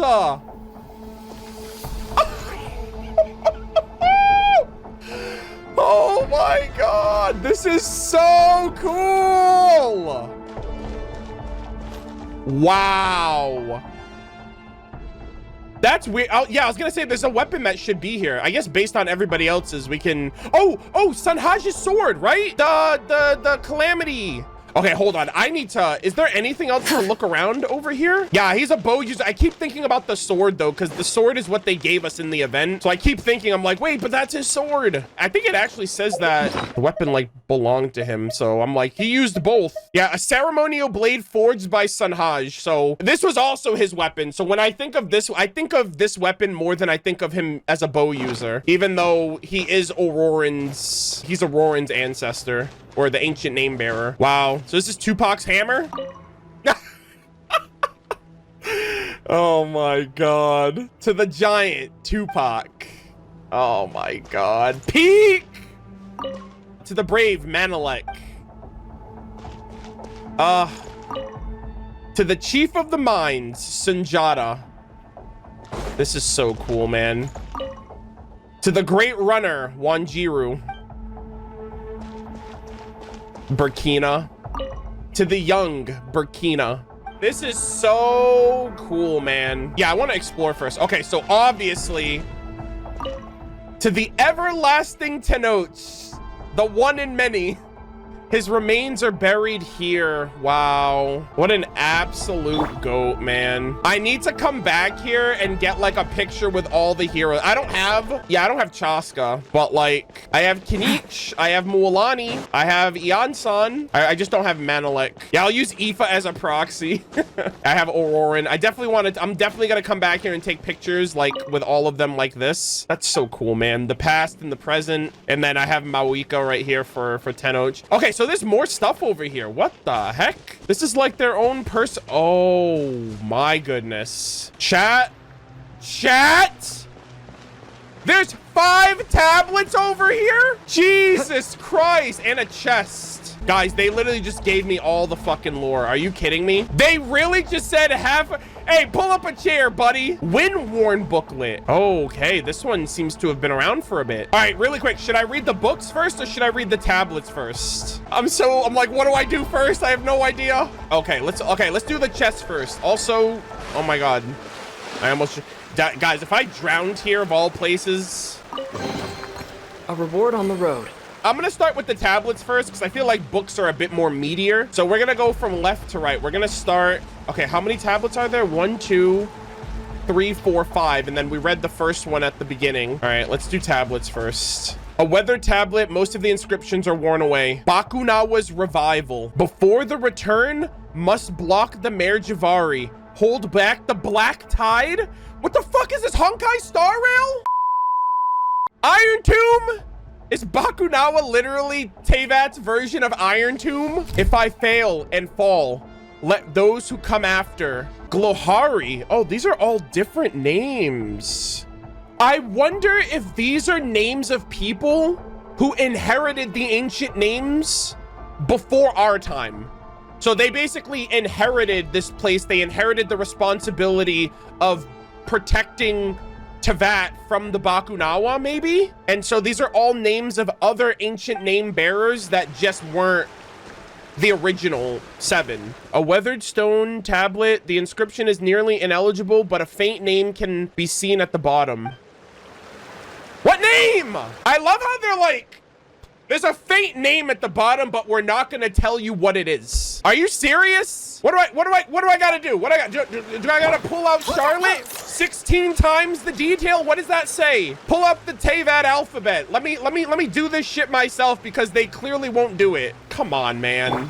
That shit's so annoying. Brother, now I'm just thinking about that name. Now I'm just like, but what was that name, man? That could have been everything. That could have given us all the information we needed. I swear to God, if that's for all of them.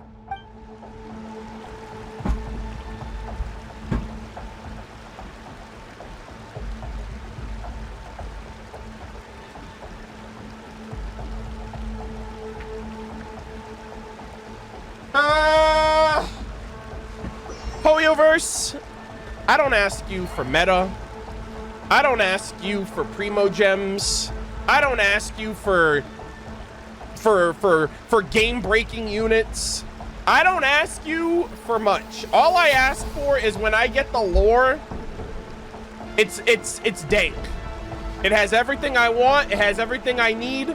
It's what I play this game for. And you turn around and you do this to me. I already did everything else in the game. What more do you want from me? Oh, they only gave me one name. What is all this? All of these other ones are weathered. Oh, Pawchamp. Oh, let's go. Stream saved, actually. Holy shit. Kiangozi has been gone for over a decade. Yeah. Oh my god. Great victory. Built this shrine. Honor the fallen. Holy moly. I mean, they say Kiangozi. It's like, okay, one of the Archons has been gone. That could be anyone. Since the Cataclysm, or since this place was built. But I know Mawika's been gone. You know, she was gone for 500 years, so that's probably her. Like, oh, she went off into the future, so she's been gone for a decade. So that was 490 years ago. So it was 10 years after Mawika left, after the initial heroes fell here. And I assume they had to rebuild the nations. They had to select new successors. Those new successors built this place. They imprisoned the Bakunawa. Their names are enshrined here, as well as the originals. And I assume that's, like, I have no idea. They don't give us all the names, so how am I supposed to know? Anyways, let me sit and let me read the elegantly written booklet. A more recent booklet. Oh, the other one was Windworn. So that's an old one, and this is a new one. A more recent booklet containing just a few more elegant and joyful words. Task complete. Now I sing. Isaja. Let me write that down. Interesting. Okay, that's another name. That's in a book though, and it's more recent. So I wonder how recent that is. And then we have a Windworn booklet. So this one's older. A badly damaged Windworn booklet with only a few words still legible. Seal the borders. Contain the Mare Jivari. Not a task for just one Yep, I had a feeling. Yeah, so this is generational protection. They've been protecting Teyvat from the Mare Jivari and from the Bakunawa getting out because it's immortal, and you cannot defeat the Abyss. You cannot defeat this creature, so you just have to hold them back. My time runs short. Put my thoughts... Oh my god. My time runs short. Put my thoughts in the sacred flame. Remember you who follow. Kochanina. This is the Pyro Archon from the People of the Springs, whose voice is also in the Shiukuwado boss fight. Wow. So this was the task of every... So this was the task of every Archon and the heroes of Natlan while Mawika was time traveling, right? While she was being resurrected in the future. So this was one of their little side projects that they were working on. So long story short, this seems to just be like a remembrance place to honor the warriors of the past who fought against the Abyss and protected Teyvat against the Bakunawa. But somehow Alice is able to just backdoor her way into the Mare Jivari to get a piece of the Bakunawa's flesh, which is crazy to think about as well. I love this, man. All right, Citlali. To the Border Master, Sanhaj Kumpore. His remains are buried here. Yeah. Damn, out of all of them, the remains of 2 of them are actually here. So God knows what happened to everybody else. Tupac brought Mawika back to the Sacred Flame, so he died literally standing there in her place in the animated short. So gonna get an honorary 07s to all of these goats. This is such a cool remembrance to all of them. They were the main characters of the Archon quest as well. And I just want to go on record saying this. Natlan is my second favorite nation after Sumeru. And I think Natlan is the perfect depiction of lore implemented into the game. Like, we got the lore from Natlan through the Talking Stick Battle Pass weapon and the Unfinished Reverie artifact set before we even got here. And then they took the Talking Stick and was like, yeah, that lore, that's gonna be in the main story Archon quest. And then we got to see them all, we got to hear them all. They put them in the freaking animated short, And then the icing on the cake, before we even go to the Mare Jivari, this is the end of their story. And I'm like, bro, this shit was so cool. I loved Natlan's lore so much. And this is so rewarding because I've been reading, I've been writing my fucking notebook. I've gotten multiple notebooks since then. And I'm just like, I've been so locked into Natlan. I love it. It's my second favorite nation. Behind Sumeru, but above Mondstadt. I would say those are my top 3 right now. And yeah, this is just so cool. I felt like Natlan felt so alive to me. The history of Natlan, the culture, from the graffiti to the Saurians to, you know, the ancient names, which I called that before Natlan even came out. I was like, guys, Natlan is just Avatar the Last Airbender. And everyone just the name reincarnates and passes down from person to person. I was cooking, bro. I was so right about that. Yeah, I love this. I love that too. And Tenoch gets his final moment as well. Yeah, just massive respect to this nation. Oh no, we gotta say goodbye. Do I have to give it? Wait, what happens if you wait? Does Citlali give this to you in this quest if you didn't do the 5.2? Because this is a quest item from a limited event. Yeah, she does? Okay. I was like, wait a minute. Why? Like, what happens if you didn't have it? Okay, I guess it changes differently depending on whether you did the quest or not. I was like, hold on. There's no way they're getting rid of this. Okay, hold on. I need to... Guys, I gotta have a moment. I gotta have a moment. You guys know me. I love my quest items. I love my mementos and my limited items for all of my content that I do. I don't know if this is going away forever, but it's leaving my inventory and I am going to miss it. 07's goated quest and a goated item to remember it by. We still have the map though, so the map will still retain that information that we have on our account. But yeah, they were like, hey, don't worry, you'll be giving this back in the future. Hey, but I guess we're gonna put his actual weapon back here, right? It makes sense.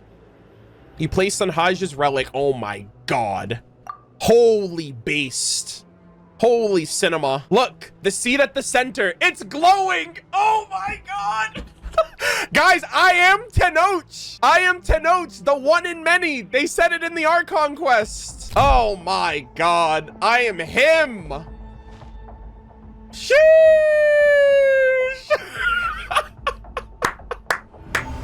Oh my goodness. I gathered all of the tribes of Natlan. We saved Natlan from the abyss.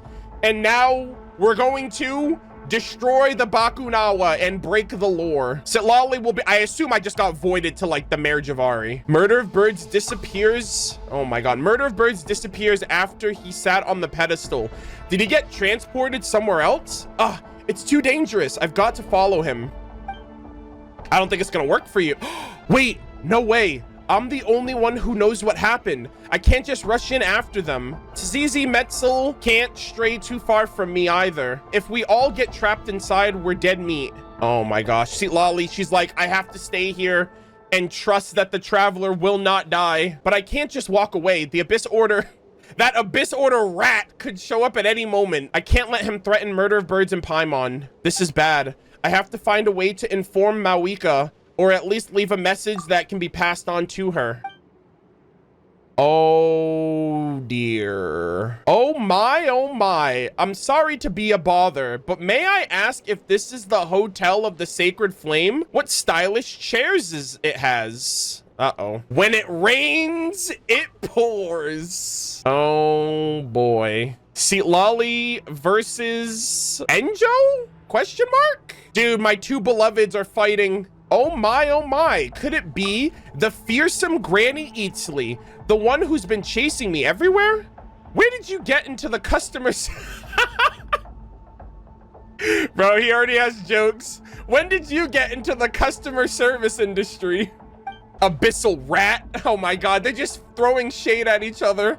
Abyssal rat, still running that rodent mouth of yours. Is this another one of your schemes?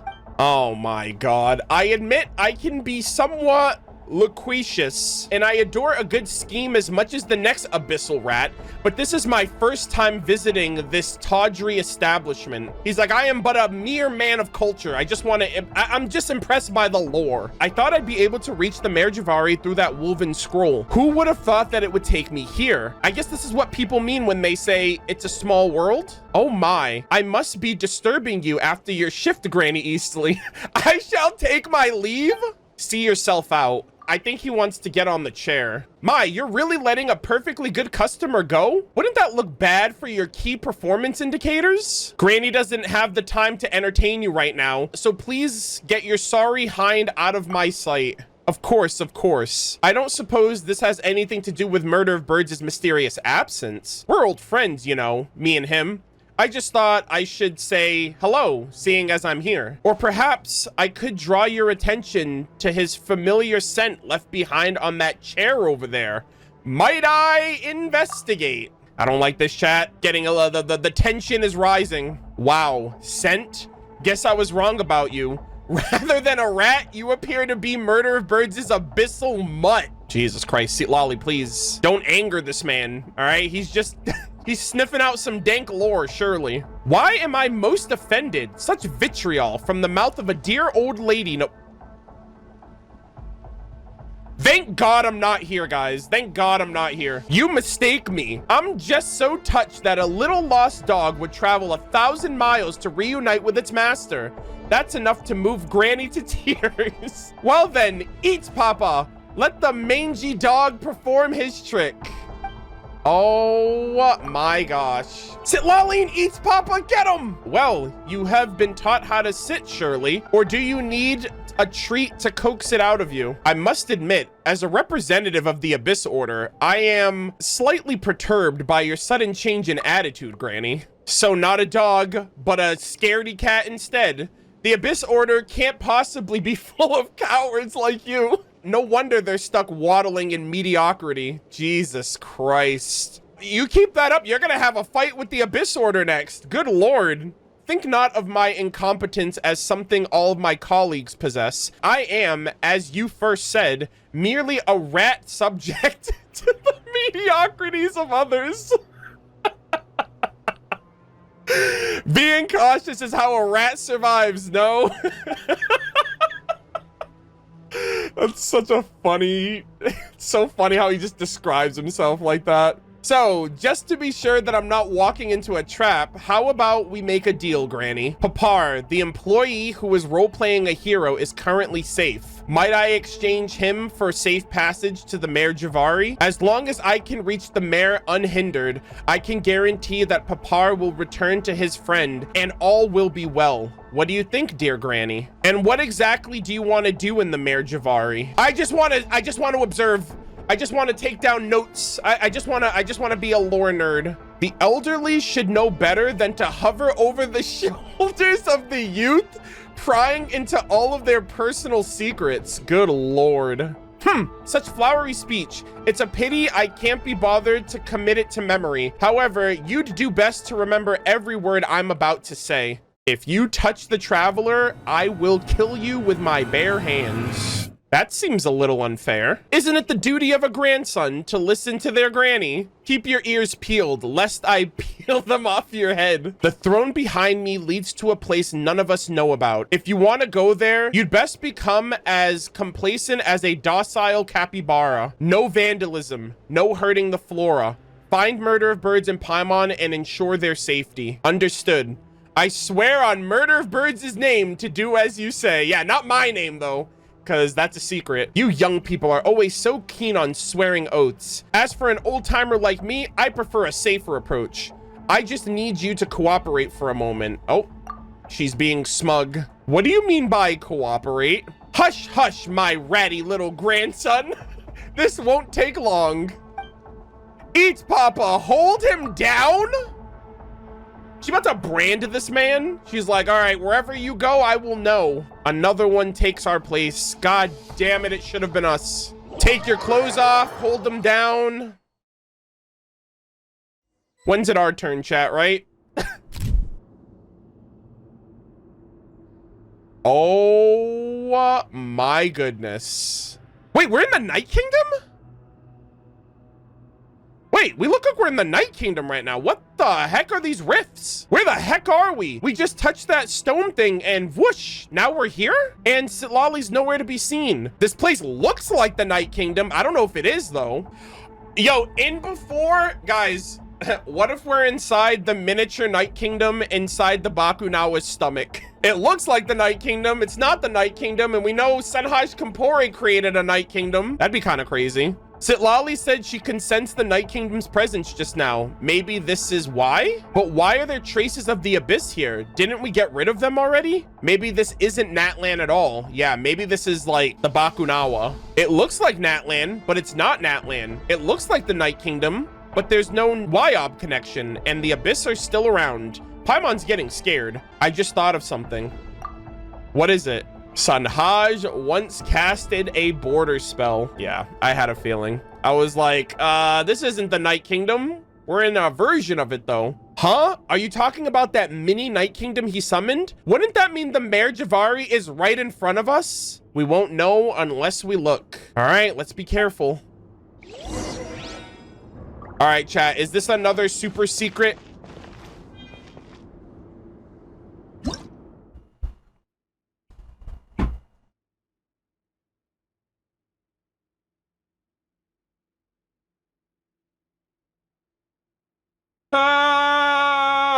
When's it over?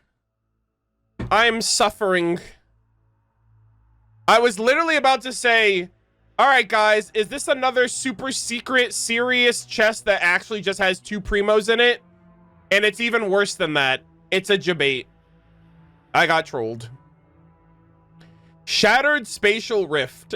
Multiple rifts have appeared in this unstable space resembling the Night Kingdom. They appear to be connected as though traveling through one will lead you to another. Okay, so I gotta play mixing and matching. All right, chess, you will be mine. All right, so I have to, okay, so I assume this rift connects to this one. Okay, we take those. Correct. All right. All right, so that one connects to that one. Hold on. Oh shit. Oh damn, there's fighting. Not too far now. Time to say hello.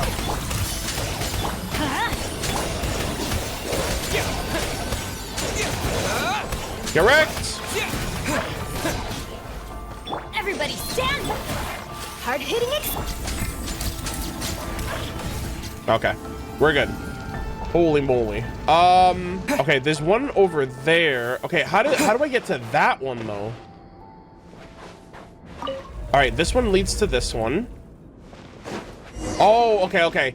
This one might lead to that one, and then that one leads to that one. Okay, so we go here, and then that will cut me across there. We're gamers. Let's go. God damn it! Go. You're free now. Just give me the chest. Smile. Stop! I'm so pissed off. God damn it. I'm going in. It's such a cruel, sick joke. Just give me my primos. I'm already doing all the legwork. I'm here, aren't I? I'm fighting for my life. Just give me the chest, please. Thank you. All right. Say cheese. I do. Oh my God. Who invited the squad? I just realized all those spirits are like staring me dead in the face. I was like, wait a minute. That looks insane. That looks... Wait, no. Get out of here. Guys, I picked the worst team to come here with. Tell me what you see. Smile.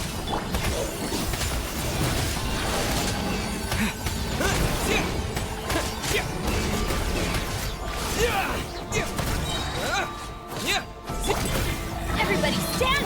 Be free. Go. Yo, 100K, big damage. All right, I assume if I get close to any of those, they'll just fucking nuke me out of... Those floaty little guys, won't they jump out and... Hold on. I feel like they're gonna attack. Yeah, that happened last time when I was in the last Night Kingdom, so we're not gonna do that. We're just gonna move on past you guys, all right? Pleasure doing business with you. Dude, look at that. Oh my god. Yo, that looks sick. All right. Oh, where are we now? This is it. This is it, gamers. We have finally arrived at the Mare Jivari. It is ash as hell here.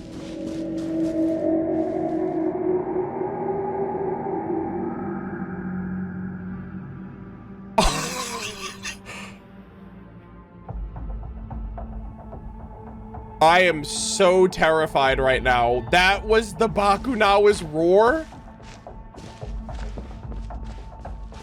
Chat, I'm cooked. I thought that was like a horn for a second, but I was like, wait a minute. Oh my god, we're here. There's not a single gust of wind.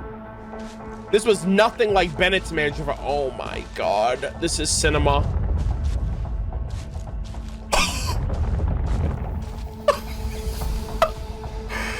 Oh!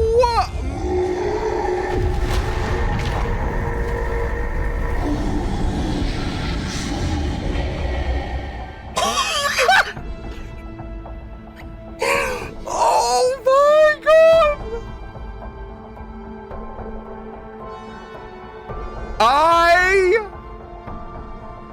Wow. He's just right there. Chat, they're expanding the Mare Jivari in future patches. I cannot imagine. I can't even begin to imagine what they're cooking, what they have in store. Okay, so can I? Oh no, hold on. Hold on, what was that just now? I got a little red insignia on me. Hold on. Oh no, I can't. I'm burning. Okay, that's not good. Oh no, that's not good either. Okay. All right, Hoyoverse, I've learned my lesson. Dude, this is beautiful though. Look at this. I love. It's so still and empty and void. Not a single thing is here. Venti really sapped this place of all wind. Look at that skybox. Yeah, the wind is not blowing. Oh my god, this is amazing. I'm so happy. All right, hold on a second.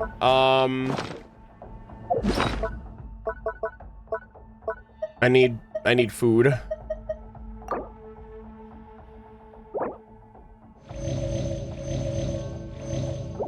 Also, I just realized I can't change my team now. I'm stuck with whoever I have.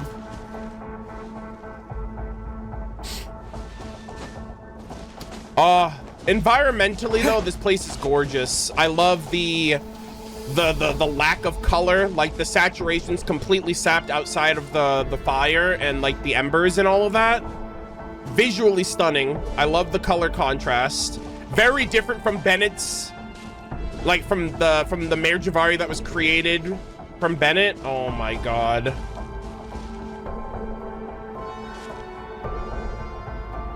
A lot of corpses too. Wow, a lot of swords, a lot of weapons. Chat, that's one of Albedo and Durin's siblings, and Alinus, and Susbedo. Ooh. Is Paimon hearing things? Or is someone calling us?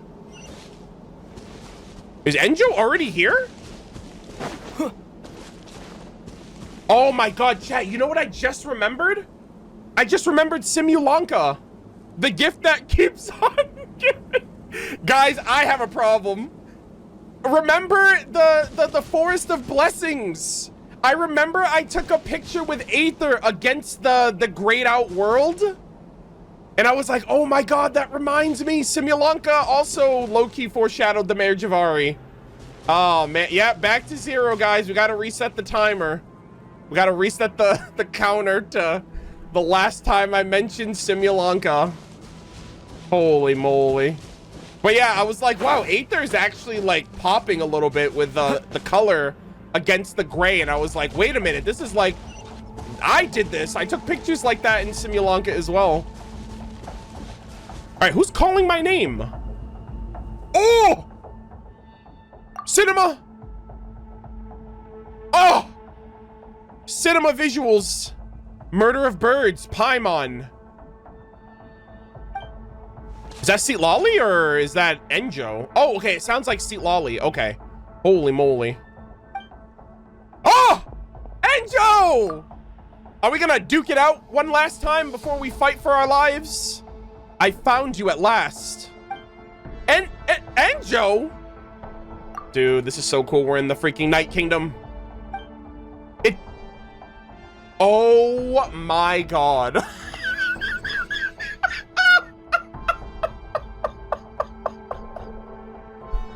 Oh my god. She literally turned him into her guinea pig. She's like, no, I'm controlling Enjo. Oh my god. Wow. Oh man. This is awkward. This is really awkward, guys. Citlali. Best girl. Enjo. Guys, they did it. Enjo is officially best girl of Natlan. Confirmed. They did it right here. Enjo, best girl. Confirmed. All right. There's proof right here. Citlali. Well, long time no see, Murder of Birds and Paimon. I have to admit, this isn't what I thought our reunion would look like. He's gone back to being Enjo again. Oh shit. Hearing the voice of that old hag come out of my youthful mouth is beyond mortifying. Oh, I love you. I miss you so much. Oh my god. Brother. Dude, this is literally a Rhine-daughter moment. Rhine-daughter and Nibirius moment, anybody? They're occupying the same vessel, but they're like fighting for control. This is crazy. Shut up before I make you. Are you all right, Citlali? I'm fine. My body's back in the main hall, but I used the spell to attach a part of my soul to this fool's body. This way, I could put him to good... Ma'am? Freezing? Whoa, Citlali's amazing. Paimon can't believe she can actually control Enjo's body. Don't let her fool you. She's not that powerful. I'm only letting her do this because I cut her a deal. A deal? So you sold your own body in 2025, sir? Is it really that hard out here? This is quite the quest, chat. This is quite the quest. In a partial, temporary, and limited transaction. One that allows me to ensure your safety and keep him from threatening us. Anyways, I'm glad you're safe, both of you. Here, this is Sanhaj's yeah, thank you. I was waiting for this. I kept getting debated by the freaking arrow rest. Here, this is Sanhaj's ritual sword, the Calamity of Eshu. I borrowed it from the chief before I set off from the Masters of the Nightwind. Since we don't know much about this area you're in, it's probably best to keep it close at hand just in case. Whoa, so this was what he used to summon the Night Kingdom? What a rare and precious treasure. I don't suppose it'd be a problem if I just touched it for a moment? Bro's having a loregasm right now. In your dreams, we're holding on to this. So stingy. Don't you know that I was the one who found the relics used by Sanhaj to open up his passages? I didn't kick up a fuss when they fell neatly into your hands, did I? You could learn a thing or two from someone with my magnanimity. Paimon. God, I hate that word. Murder of Birds, Paimon really wants to give this guy a good slap, but she doesn't want to accidentally end up hitting Citlali. Slap away. It won't hurt me. Oh my god. Well, excuse me. I'm just a clerk. I've never hurt a soul. Is the crime of my wanting to come and have a look around really deserving of such unjust violence? Guys, I actually think he's being honest here. I think bro is just, he just likes his lore, and we're infringing on his ability to do just that. Surely. He's not wrong. Papara isn't hurt. I checked. But we were tricked. He hurt our feelings. Yeah, there you go, Paimon. That's how you get him. Our feelings were hurt. I fully sympathize, Paimon. I do. But as you can see, I now have an old hag bouncing around in my brain. If this isn't punishment enough, then I'm afraid you might as well just kill me. That's crazy, bro. Also, is it really that bad? I mean, it's Citlali. Come on, man. Sounds good to me. @2 Murder of Birds. I thought a hero of your acclaim would say something in my defense, but here you stand, poised to strike me down with a cold blade. Fine, I'll put in a good word for you. That's better. Now we're acting more like a team. Oh, Enjo, I love you. Remind Paimon, since when were we ever a team? I mean, we've been through everything together. Freaking Enkanomiya, the Three Realms Gateway offering, the Kinit story quests. You know, we're old timers, man. This is the Mare Jivari. It's not like we have a choice. We've been in the same boat since the very beginning, and our enemies are the metaphorical sea and its storm. Oh, brother, he's just standing there menacingly, and I have to fight that thing. I'm like the size of the tiny little rocks compared to him. Bro is chunky as hell. Oh my god. Thank god Rhindaughter creates her children and she doesn't have to like give birth to them herself. What? Bro, what are you talking about, man? I'm saying he's a chunky kid. He's a chunky child. Clip it and clip it to who? Ship it to who? r/Rhindaughter mains, they'll thank me for this, okay? They'll agree with me. Actually, you know what? I don't even need them. I don't need anybody, okay? No one understands her like I do. All she needs is me, guys. I am the #1 Rhindaughter White Knight, okay? And none of you can tell me otherwise. Get behind me, Rhindaughter. I got this. I know we can fight this thing, but I'm like, what the fuck is this thing gonna give us? I'm over here like, should I be fighting the Bakunawa on like a weekly basis? Guys, I'm just gonna add him into my weekly rotation. I'm just gonna start fighting him weekly along with everybody else. Albedo and Durin on a team against the Bakunawa. You all saw that scary creature just now, right? Although it was also my first time laying eyes on it, my wealth of wisdom tells me that it was likely Bakunawa's permeation. If we don't deal with it, it'll eat us. If it eats us, it'll get... Wait, that's how it gets stronger? Imagine eating a descender. The world is cooked. He'll become a descender. Are you kidding me? If we don't deal with it, it'll eat us. If it eats us, it'll get stronger. If it gets stronger, it'll escape into Natlan and continue eating until there's nothing left. Bro, move over, all-devouring narwhal. You have swift competition. God damn. Bakunawa, that's the monster that Tenoch and the 6 heroes of ancient Natlan fought against. Wait, didn't they defeat it? No, Paimon, you fool. It's immortal. Ha. You wish. The worst part about the beast is that it has even stronger immortality than the rest of Gold's creations. Its permeation is no simple hummus or chalk. Wow. But abyss. So it wasn't made like Albedo. It wasn't made like Durin. It wasn't made like Susbedo or Alenus or the Rift Towns. It was created using transcendent abyssal power, which is also cool because technically speaking, Durin has a portion of that immortality within him. You know, he says that this one has a stronger immortality than the others, implying the others are immortal too. But Durin is like a little piece of all of his siblings, which is kind of cool. The power contained within it was something that even Gold and the Abyss Orders couldn't harness. A power that can corrupt even the passage of time. Oh, Rhindaughter. I assume it was like a deep primordial abyss. Venti also mentioned something about the contamination of time in the Mare Jivari, so this monster's the one behind it. We did encounter our fair share of obstacles on the way here. Maybe because people were trying to keep Bakunawa from escaping through its seal. Is that why the Mare Jivari disappeared? Wait, we didn't break the seal by coming here, did we? Maybe. Let's just assume that we're in a different time from Bakunawa for now. Then how are we going home? Bro, are we in a different time right now? That's crazy. Oh my god, bro. This arena looks insane. Our path is clear, Paimon. If the problem lies in Bakunawa's permeation, then in the name of the Abyss Order, we must slay the beast. Imagine that, brother. The Abyss Order using the Abyss to destroy the Abyss. That's crazy. Why are you acting like a good guy all of a sudden? Pick a side and stick with it, will you? Perhaps if you were cultured like I was. Perhaps if you were more well-read, you would understand the New Tide anthology states that principles are defined by their flexibility.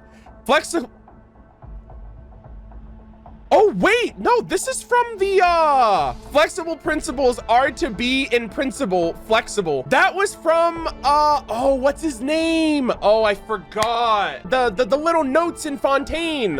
Zaytune Peach. Yeah, that's who it was. I was like, it's one of the fruits, I know it. This literal line is in there. That's so funny. Enjo's low-key cultured, actually. In any case, the time has come for us to fight.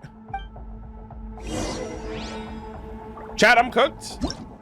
Oh, shit. Oh, what the heck? There's a Wyob manifestation here. What the fuck? Holy moly, guys. Actually, we're literally fighting Godzilla. Dude, if I had Bibu here, he would take care of this guy in 2 seconds. Okay. Bakunawa. Scourged by the ravages of time, the power of the Wyob still harbored within the calamity of Ishu awakens, as though sensing the presence of a nemesis from 500 years ago. Use this power to defend against Bakunawa's attacks. After successfully fending off a special move, the Wyob will unleash a powerful counterattack. Okay, this looks sick as fuck. Once struck by the Wyob's counterblow, Bakunawa will be temporarily paralyzed. Seize this opportunity to unleash the power of the calamity of Ishu and attack Bakunawa's weak points for a chance to sever its limbs. Attack with the full power of the calamity of Ishu when Bakunawa is at its weakest to thoroughly defeat it. Though, as legend tells of a terrifying monster's power of revival, it remains to be seen if it might one day rise again. So I assume I kill it. It's probably on like a daily reset or something. I think you can kill it like once a day. I think they mentioned something like that in the live stream. Holy moly, chat. Ah, fuck. All right, guys. Hopefully this team is enough. Oh. Oh my god, that is sick. Oh, that's like my protective barrier. Oh, that is awesome. Okay. All right, gamers, wish me luck. I'm gonna need it. Oh, brother, it senses me from here. What the fuck? Defeat Bakunawa. Permeated body. Oh my god. Oh. Oh. Well done, you've mastered the power of Ishu. This music!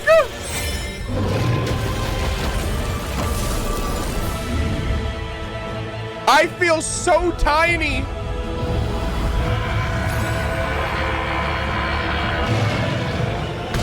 Whoa!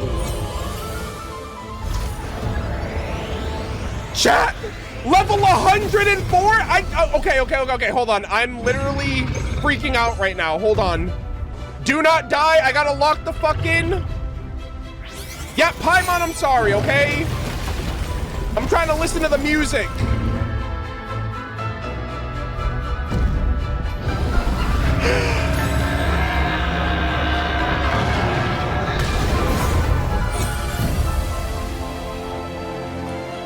Wow. Oh. Let's go. Oh. Let's go. Oh my God. Holy moly. Guys, we're going to be here forever. Holy shit. Goated Enjo. Holy, can I actually like attack it? This music, chat! Hold on, can I? Okay, dude, no one's beating him like that. I don't care. Ooh. This music is cinema. We got this! Let's go! Round 2, gamers. Do it again. Use this passage. Ahem. I wanted to shout the same thing. Holy moly. Holy moly. Guys, can I just hang out up here? Can he kill me up here? I have no idea. Oh! Holy shit. How does he turn around? Bakunawa, are you able to turn around? Holy shit. Buddy! I'm over here. Okay, yeah, he's kind of struggling. Uh-oh. That's a sick move. Oh, can I break this? Get out of here! Oh, I guess that's just the... Oh, wait. Wait, what the hell? Whoa! Whoa! What? That is sick! Oh, he's ice. Oh my god, that is so badass. God damn! I knew it. No matter how powerful a beast, it will follow the moment MurderofBirds and I, Enjo. Jesus Christ, what a boss fight. Oh my god. Did we get rid of it? Woohoo! We're awesome. That's the biggest bad guy we've ever taken down. Yeah, we didn't take it down, Paima. Look how tiny we are. We're like ants. Brother, the vocals of that music, I felt like I was in a Dark Souls boss fight or something. Like, that felt so awesome. We are so tiny. I almost didn't even see Enjo right there next to the claw. Holy shit, this is cinema.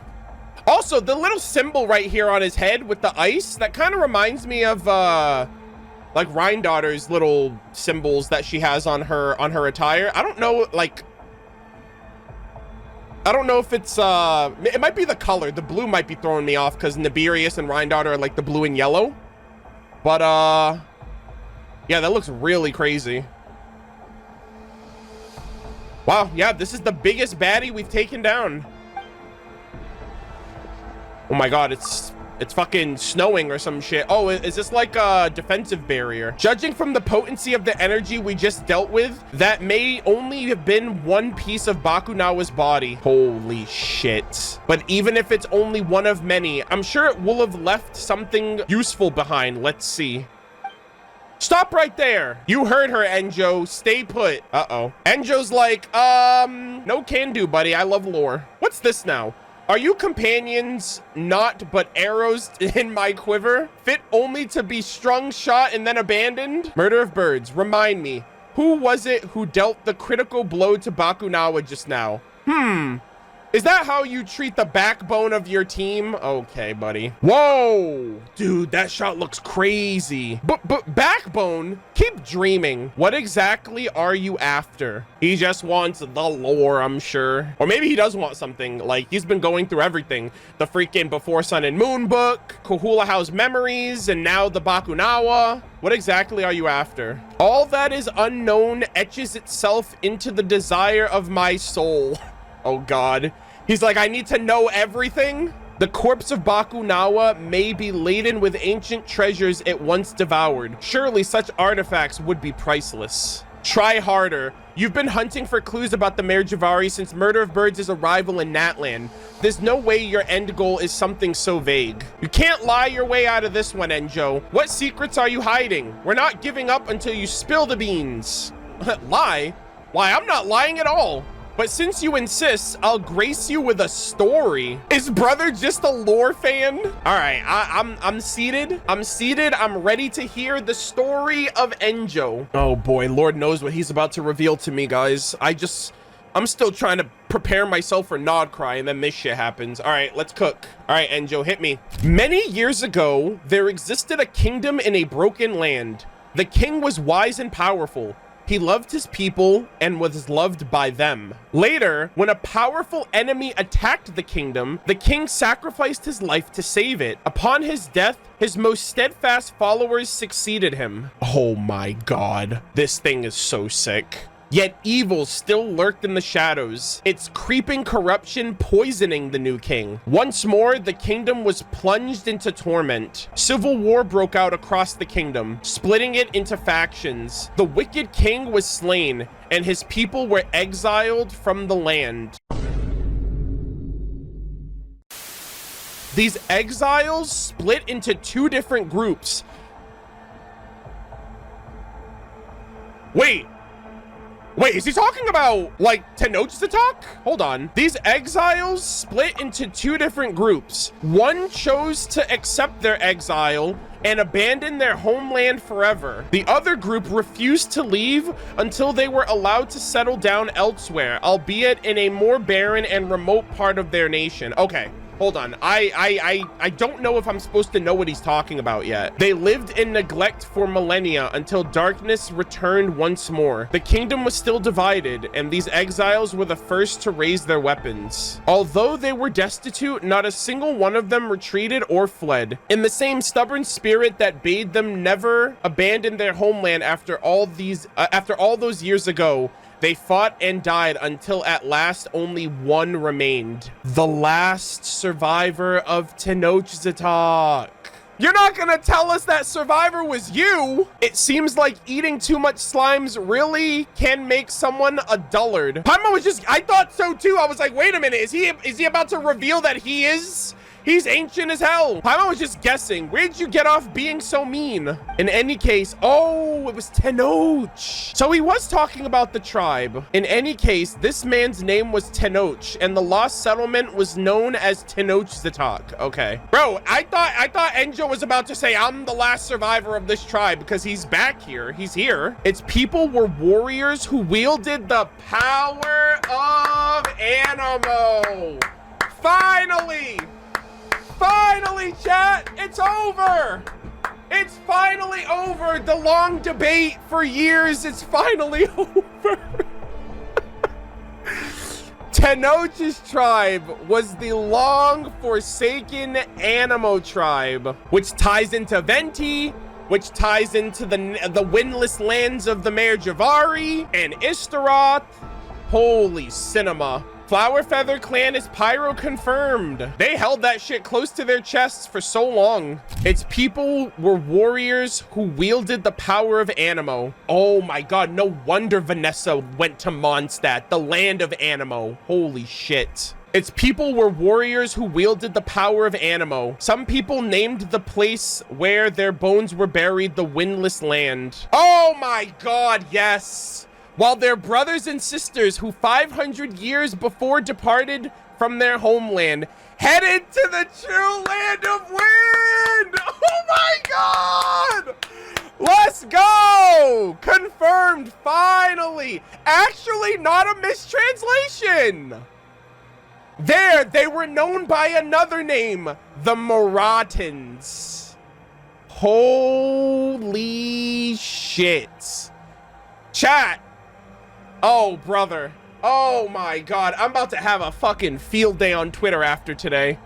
I'm clapping back at every single person who was like, retcon, Lady Vanessa isn't real, the children of Murata tribe, they retconned it. Oh my god. Brother, let Hoyoverse cook. Natlan wasn't even out yet, brother. Oh my god, this is so peak. This is so cinema.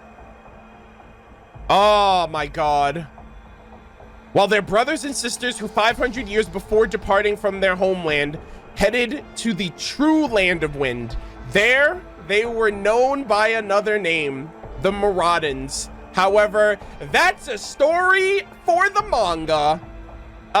Should have read it 5 years ago. Holy moly. Peak. And people are like, why is there no lore about Lady Vanessa in the Mare Jivari? And it's because she lived her fucking life out in Mondstadt. She didn't have a life in Natlan.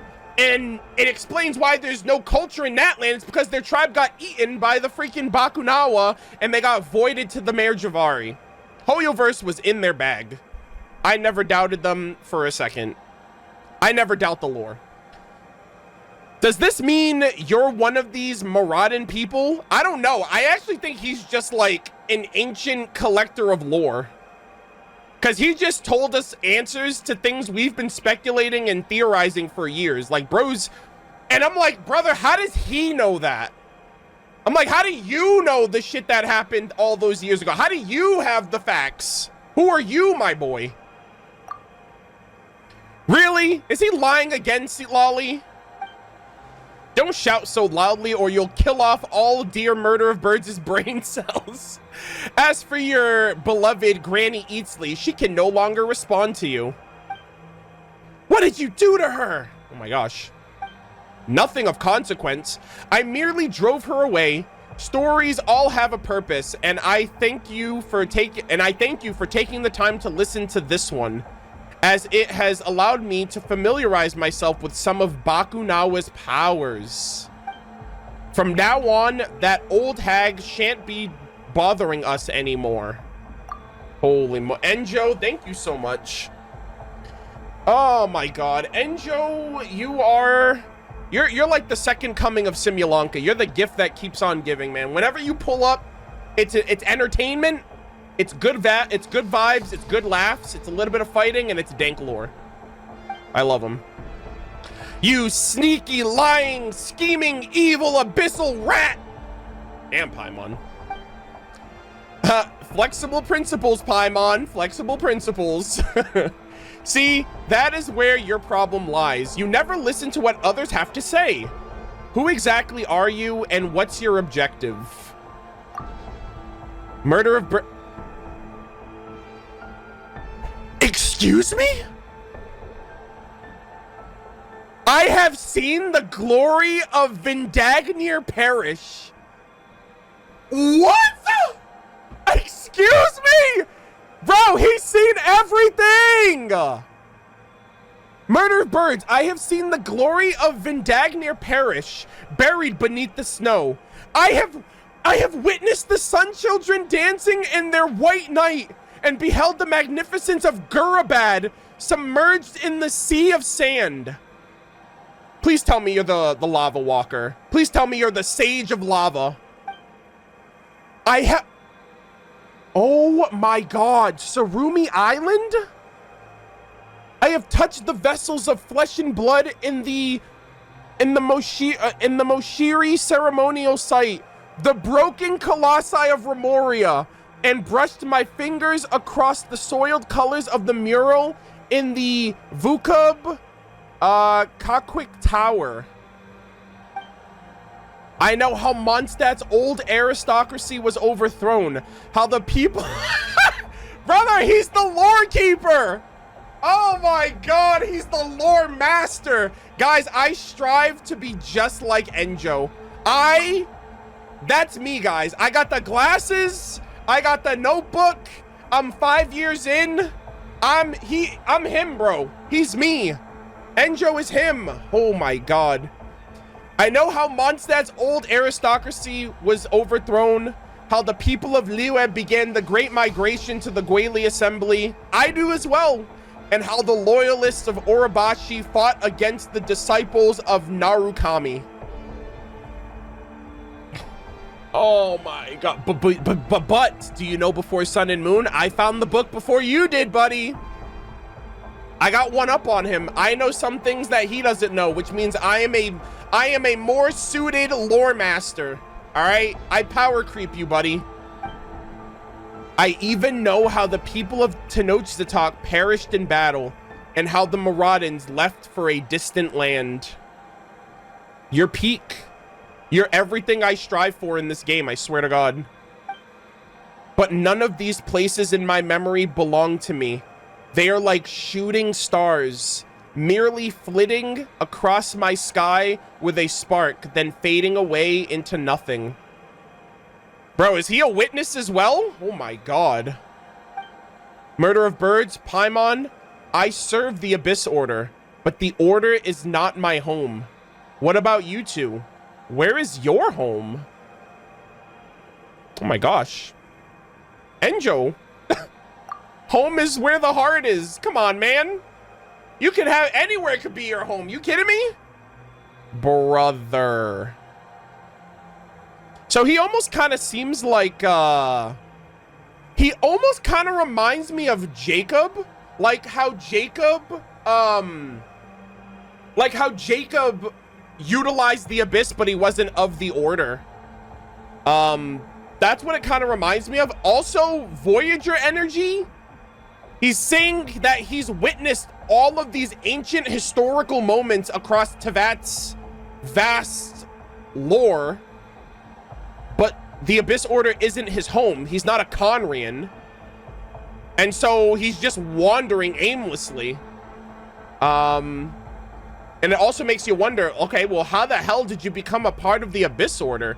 And like, how does no one not recognize? They're like, hey, imagine like the reunion. They're just like, yeah, Enjo's the weird cousin that we just all assume is related to us because we don't want to ask him. He just mingles amongst us, and he's just there, but like no one really knows who he is. They just assume that he's like a distant relative of a relative of a relative. You know, he's like a cousin twice removed or something.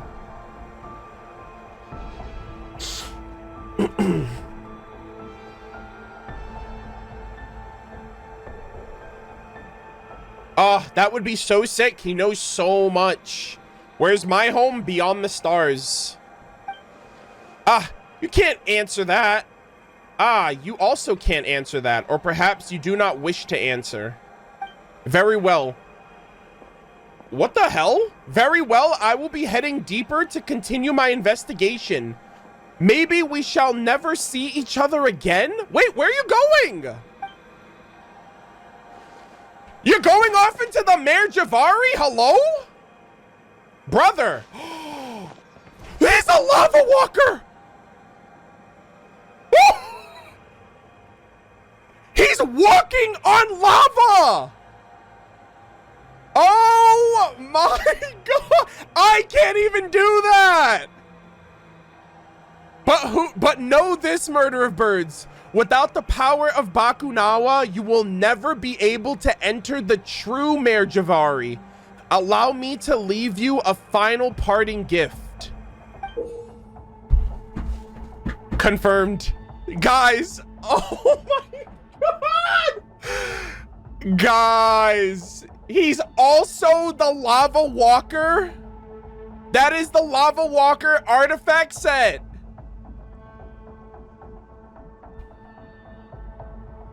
I did not think this would be happening. Wow.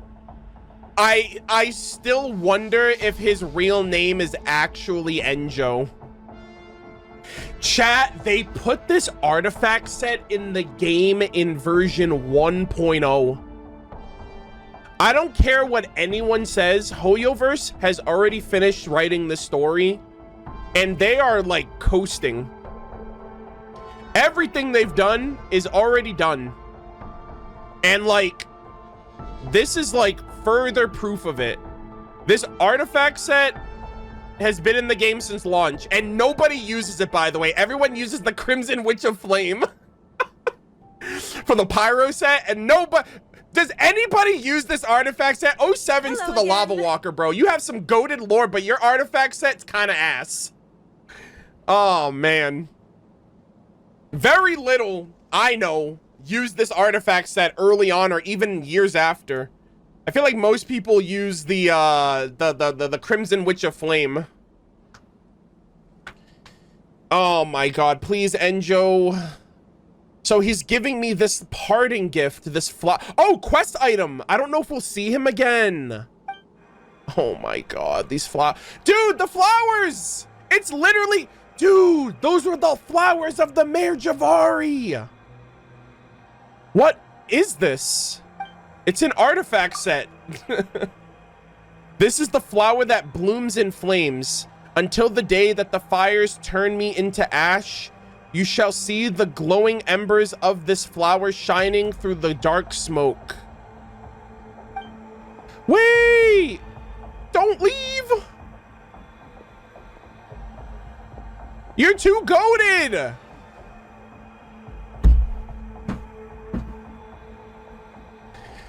Guys. Yeah, the Lava Walker set had very like brief lore too. So that's a quote directly from it. Hey, you're called... Oh, hold on. Hey, you're called Enjo, right? If you find any secrets, remember to come back and tell us. Or at least give us your name. Your real name? Are we gonna know his real name? Granny Eatsley? Why, I swore I had driven you away. Me? By the likes of you? Granny just wanted to see if you had any other parlor tricks up your sleeve. Oh, Enjo, please, I hope I see you again someday. Please be, yo, I want playable Enjo at this point. Give this man a glow up. Make him playable, please. But, like, I hope we see him again. Enjo is so goated. Bro is literally the second gift that keeps on giving, behind the #1 being Simulanka, of course. So that's how it is. Granny will always be Granny. I apologize for my hubris. If that day does come, okay, the next time we see Enjo, we're getting his real name. And you know what? I'll be ready for it. Brother's the lore master of Genshin Impact. We just met the lore master. He knows everything, so much so that he's also a part of the history. He is the Lava Walker, and I'm sure he's many other identities over the years.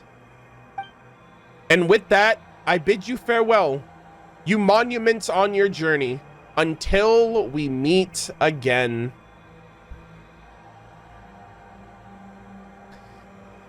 Another nation, another farewell chat. We said bye to Rana. We said bye to Marianne. We said bye to Jet and Ben. We said bye to our Saurian companion. And now we say goodbye to Enjo, with the hopes that we will see him again someday. I assume we're not going to see him again until Conria at this point, if I had to guess. If there's any lore that my lore master is going to want, it's definitely going to be the Ground Zero lore. Thank you for everything, Enjo. You were so entertaining. You were never a dull moment. Oh my God. If there truly is a homeland I have forgotten, could it be within this realm of smoldering, shattered time? And he's just going off into the Mare Jivari. Wow. I loved it. I love this quest. Oh my goodness gracious. The last survivor of Tenochtzitoc. What an amazing follow-up for Enjo as a character. They gave us Enjo in 2.4. They gave us our first ever voiced limited quest with Enjo in 2.5. And then they went 3 years without giving anything of Enjo. Bro's doing his thing. He's gathering his lore. He's learning about Teyvat. He's walking the plains of this world. And then he just comes back and gives us more lore on the dragons, and then more lore on the Mare Jivari, and he borderline like set up the Mare Jivari for us in 5.8. Natlan is also goated because of Enjo, so you know, unfortunately this nation just stays winning in my eyes. I will miss you, Lava Walker. You're back. Are you both all right? That's a relief. I couldn't see what Enjo was up to. Unreadable to the very end. Now that I think about it, when Enjo was hiding inside Tenochtzitoc, I don't think he was able to enter this place, but he knew you would come and he planned to use you. Naturally, he was certain you would somehow find a way, but he didn't bet on Citlali showing up, which threw a wrench in his works. We always knew this guy wasn't like the other Abyss Order goons. Yeah, he's like, I'm just a marginal figure in the order. While everyone is falling over themselves to serve our highness, I'm out here digging up the dankest of lore. But Paimon never thought that he'd have so many secrets, and asking him for answers only left us with more questions, just like this place. I'll check with Mawika. I have a feeling she'll know something. Yeah, of course, she has to. You kidding me? She was here 500 years ago, or she would know about this place from 500 years. I let Citlali scout the area, and it found a stone tablet behind the temple. It just so happens that there are some, names. Yeah, from other archons and bearers. Some of them have been eroded beyond recognition, while others are barely legible.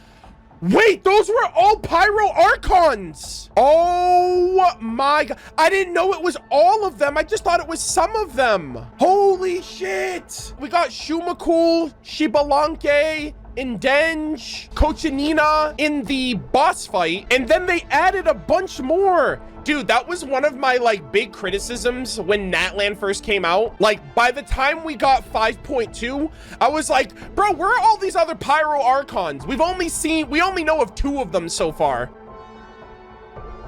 Hoyo was cooking, Arnold. Be patient. That is crazy. That is so good. Yeah, so we learned about Mawika, Shibalanke, Shumakul, Indenge, Cochinina, Isaja, Shulevitz, and Glahari. 8 Pyro Archons.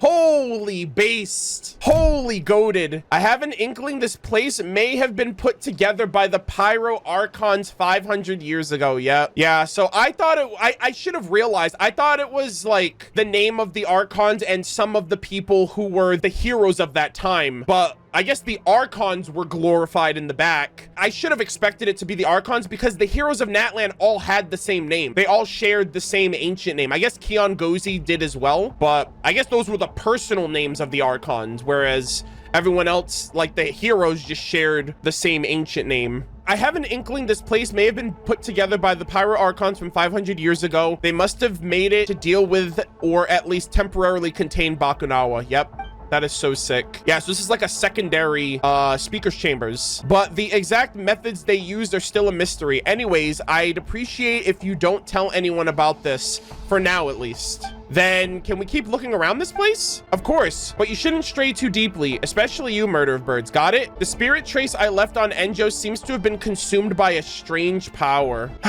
Whatever is wrong with the Mare Jivari, we're definitely not equipped to deal with it. We're definitely not equipped to handle it right now, which is why Hoyoverse said that the Mare Jivari will be getting expansions in future regions and future updates. We are going to, I think we'll be able to find out the truth of the Mare Jivari. We might even be able to bring it back to the present, which would be insane. If Natlan gets like another expansion where the Mare Jivari comes to the real world or is brought back into the timeline. But yeah, I mean, I'm sure Venti and Istaroth and hopefully Enjo comes back into the picture when we get more of that information and lore. But yeah, we're definitely coming back here, which is awesome. I need some time to look into all this. Of course, if I learned anything useful, you'll be the first to hear about it. Is there anything you'd like to know? How's the employee who was acting up? Oh yeah, that's true. Papar? He's fine. Enjo told me that he previously disguised himself as a tourist and adopted the name Hain. He then approached Papar and the two of them really hit it off. In the end, Enjo fed Papar enough aphamy to knock out a Tatankasaur. He probably still snoozing off in the corner of Tete Isle somewhere. Classic Enjo. I really should be heading home. For a senior citizen like myself, this excursion has been a headache and a half. All right, Boomer, get out of here. Thank you, Granny. Thank you, Citlali. I didn't ask for anyone's thanks. But, well, if you really want to express my gratitude, remember to come and visit your... Yo, say less. I'll be there later. I'll be there this evening. Remember to come and visit your granny more often, okay? Bet. Oh my god. Ooh. Lava Walker's resolution. Chat, Hoyoverse was cooking. Pause, champ. I need to pull this up again. I actually think that, yep. Pause. This is the flower that blooms in flame until the day that the fires turn me into ash. You shall see the glowing embers of this flower shining through the dark smoke. The people followed the flower's flickering light to the edge of the Mare Jivari. There they found the blooming flowers, but the Lava Walker was nowhere to be seen. I love this game so much, chat. Lava Walker's resolution. A flower gifted to you by Enjo. Once a delicate bloom, freshly picked. When did it become like this? So good, guys. It's a miracle! So good. Okay, and I assume if I touch this, I can go back. You got a note? Oh, hold on. Someone's tattered notes. Notes discovered in the remains of the Bakunawa. Hold on. Pause, champ.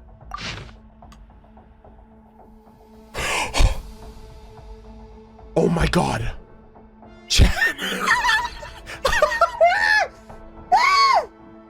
Oh my goodness. It was in him.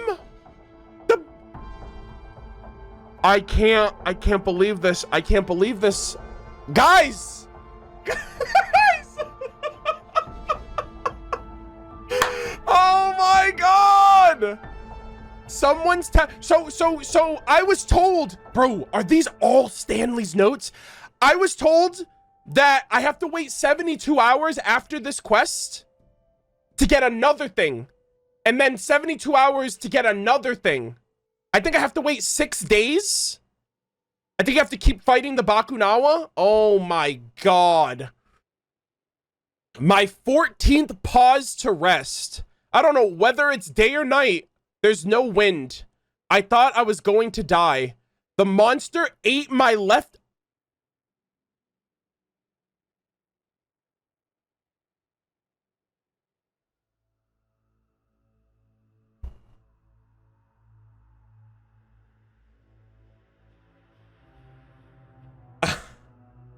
I was not expecting that. The monster ate my left hand and chucked out my lower back. My medical supplies. I dropped Archon knows where. So there is no treating my wounds either. Brother, I don't even know where you begin to treat those wounds. Venti's story quest is like swelling up in my heart right now. I'm like, oh my god. But today, as it turns out, was my lucky day. I didn't expect to meet a man here. He calls himself Noct, and he used a flower that... Wait a minute.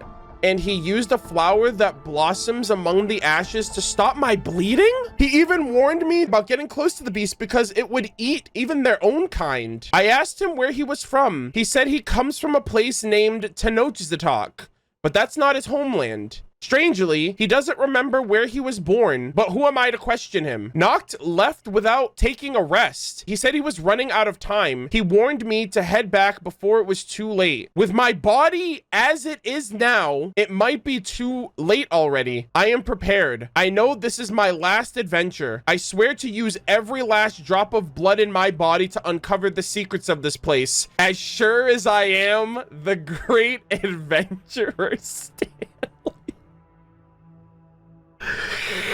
Oh my goodness. Hans, so long as you make it back to Mondstadt safely, my efforts have not been in vain. If a day should come when another member of the guild returns here, I hope they find the records I've left behind. Ad Astra Abyssosk.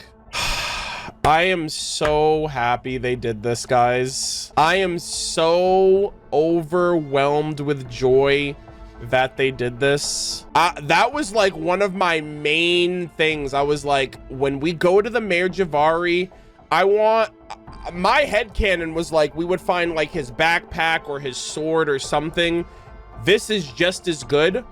A recount and a retelling of his final experiences in the Mare Jivari, where he died, and Venti was goated enough to bring his spirit back, despite knowing what he did in the Mare Jivari to the winds. I want to know who this Noct person is. They used a flower blossoming among the ashes to stop my bleeding. I wonder if that was Enjo with a different name. So we got Enjo, Sanka, Kokuchu, and Noct. So Enjo saved Stanley, kept him alive a little longer, right? Because the flower that he used, I'm like, well, that only burns in the Mare Jivari, and he's the only one that can wander and pick those flowers, and he gave us one. Absolutely goated world quest, guys.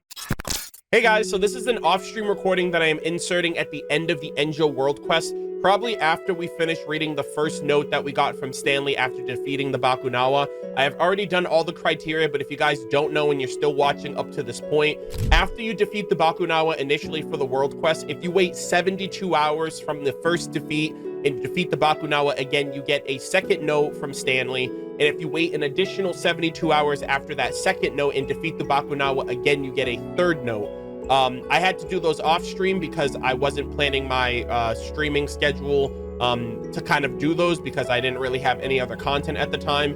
And at the time of recording right now, a few weeks have passed since then. I'm actually sitting down to record this because I still have not read the notes yet, and I'm actually getting ready to edit the Enjo world quest right now. So I want to record these and insert them to include them in the overall video. But we did go through the first note where we learned about Stanley's adventures here, fighting off monsters in the Abyss and the Bakunawa, getting his arm like chewed off and getting like parts of his back chunked off.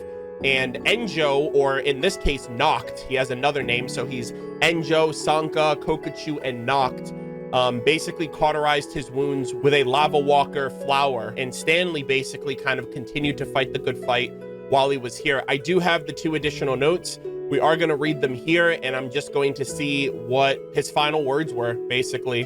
The first note was pretty gruesome, pretty descriptive of his injuries and the fact that I don't think he's making it out of here alive, unfortunately, and that Hans Archibald, aka the Stanley in Mondstadt, is carrying on his legacy, his story, and his experiences, and kind of keeping the spirit of Stanley alive in Mondstadt through his, through his adventure stories and stuff like that. The first note actually mentions my 14th pause to rest. This one now says my 24th pause to rest. I don't know whether it's day or night.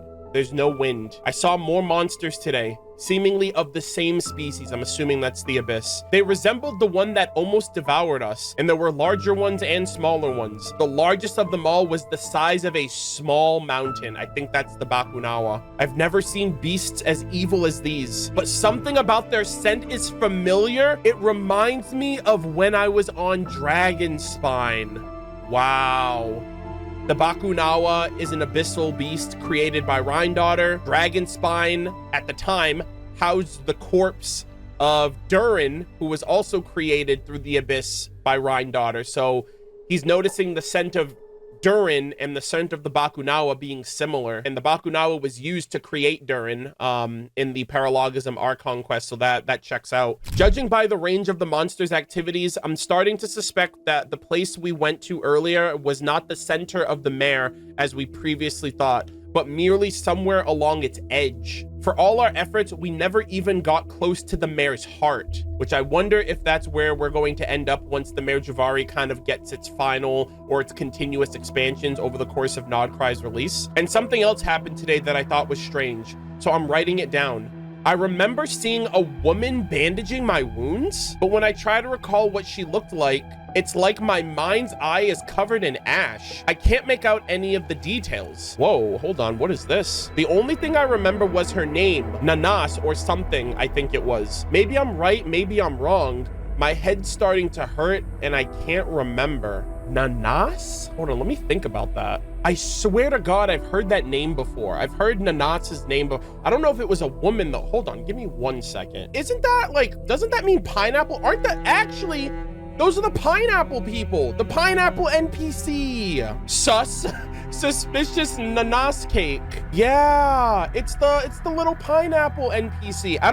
That's the name that I think of. But Stanley said, apparently like it was a woman named Nanas that like made his memory foggy. Hold on. I remember seeing a woman bandaging my wounds. So like the first time it was someone named Noct, which I assume that's Enjo, like Enjo's like additional alias name. And then 10 pauses later, he's realizing that he's getting bandaged by a woman named Nanas. But I don't know what that, actually, you know what? Okay, hold on. Let's see if I'm putting this together. So the first note mentions my 14th pause to rest. He was saved by Noct. I assume Noct is Enjo using his lava walker ability to cauterize his wounds. Cool. Second attempt, right? 10 rests later, he's down for the count again. This might be it, but then a woman named Nanas saves him. We do know that there's the Bakunawa, but also the Minokawa in the Philippines mythology. We got the Bakunawa, which is like this moon-eating dragon, right? And that turns out to be like one of Rhindaughter's creations in Genshin. I'm wondering if the Nanas may have been the phoenix bird that may have like revived him or like given him new life and bandaging his wounds, maybe? Can't pull up my menu in here, so hopefully I have some lava walker pieces. Yeah. Okay, so the feather of a proud phoenix. You can almost hear the sound of its wings flapping in the scorching flames. A feather plucked by the lava walker from a bird that sings amidst the flames. The wearer almost hears the sound of flapping in the blaze. Legend has it that there existed a solitary bird that sings in the blazing flame. People worship it as a totem, whereas kings saw it as a sign of nobility. Donning this feather, the lava walker retreated from the outside world. Alone he came and alone he went, leaving no trace behind. Since then, people often hear cries coming from the Mare Jivari.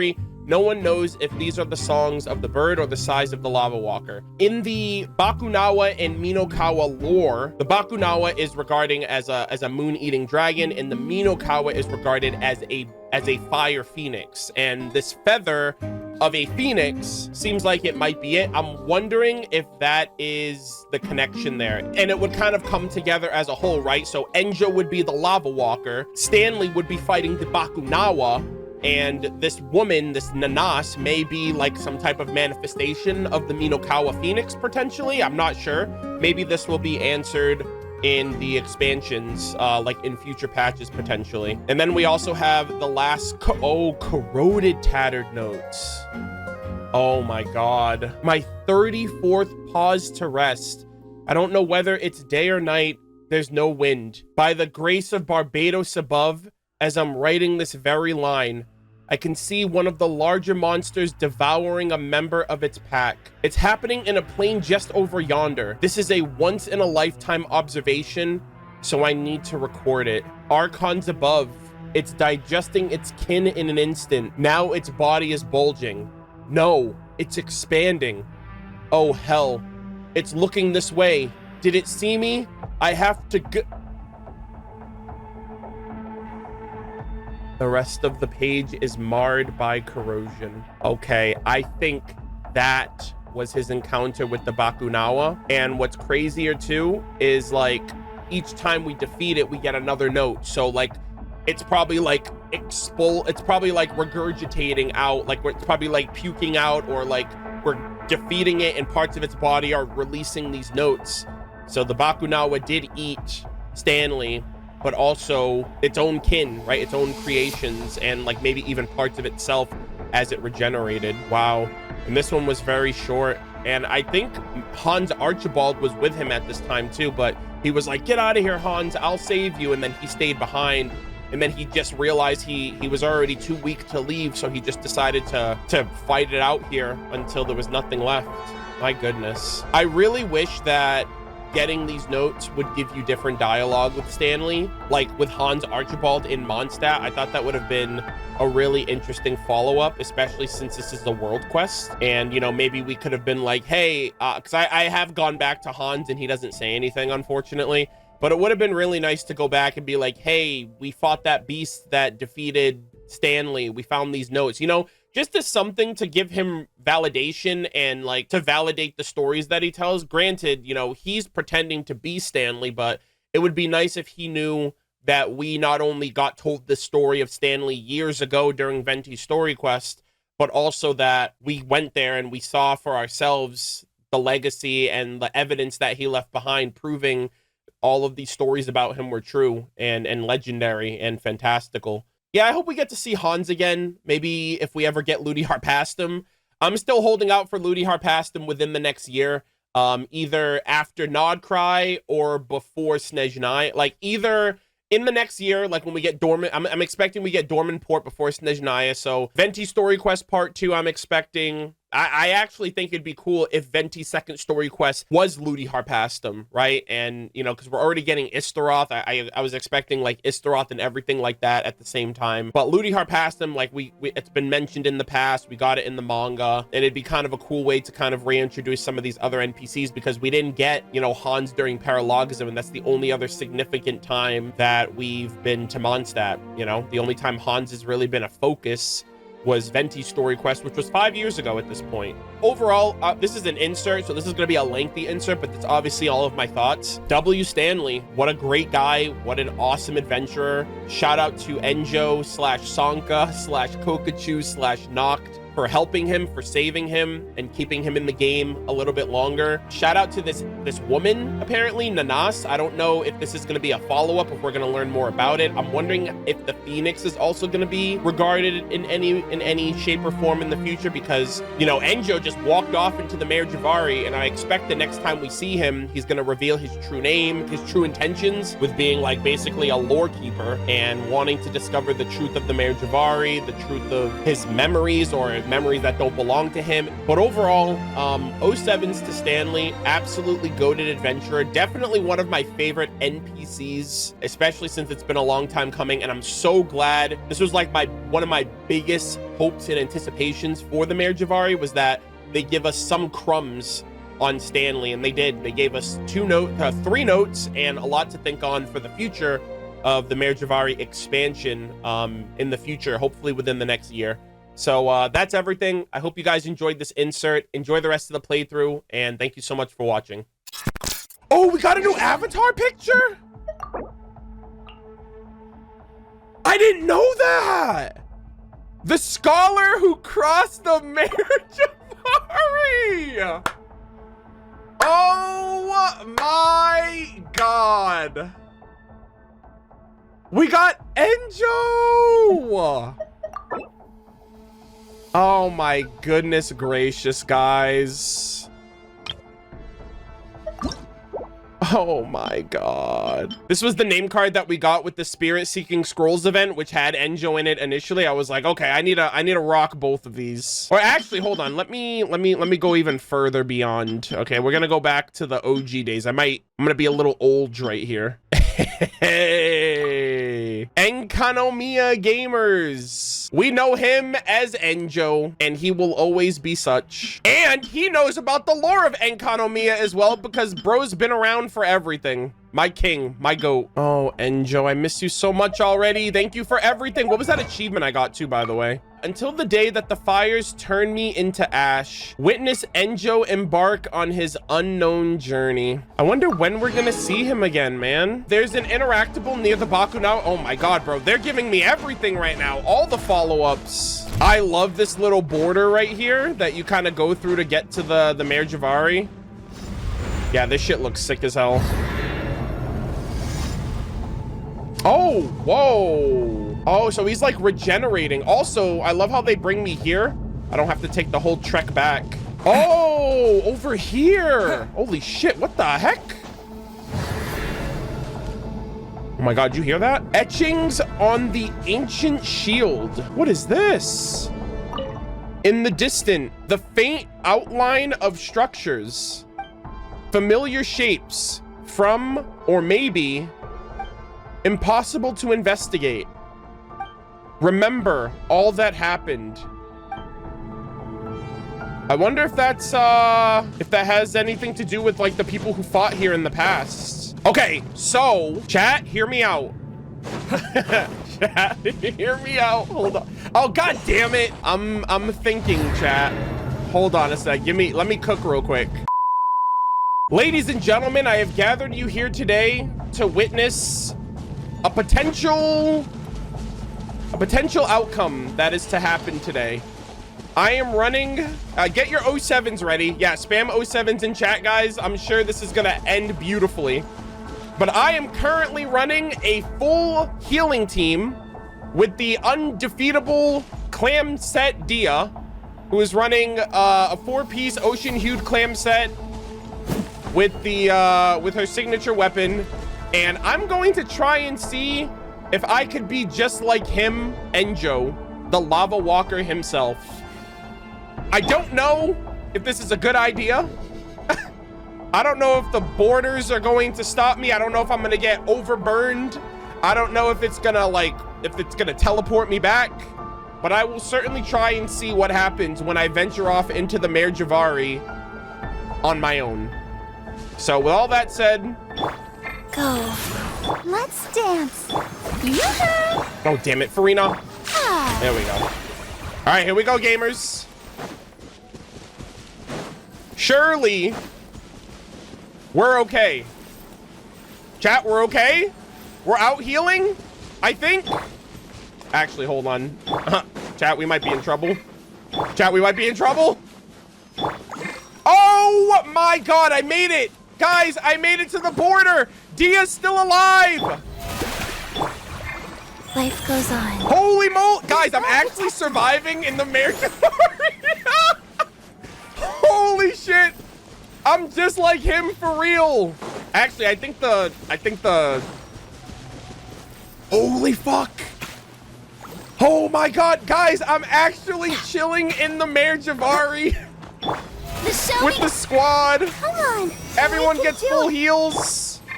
Hell yeah.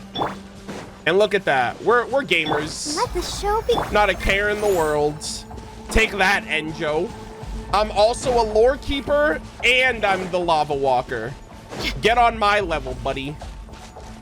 Unfortunately, I'm being freaking the game's freaking gatekeeping me.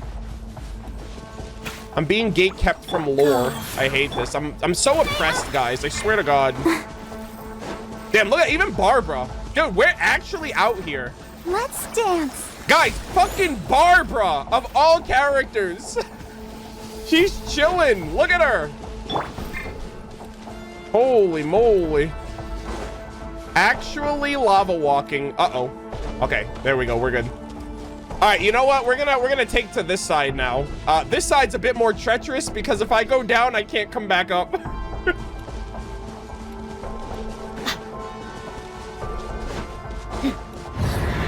All right, let's get those numbers back up there, shall we? Guys. All right, here we go. We're gonna test this out again. I'm gonna wait for my full rotation of skills to come back off cooldown.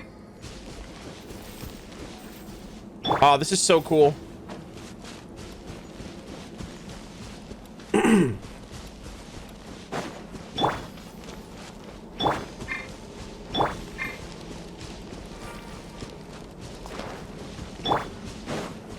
All right, let's get it, gamers.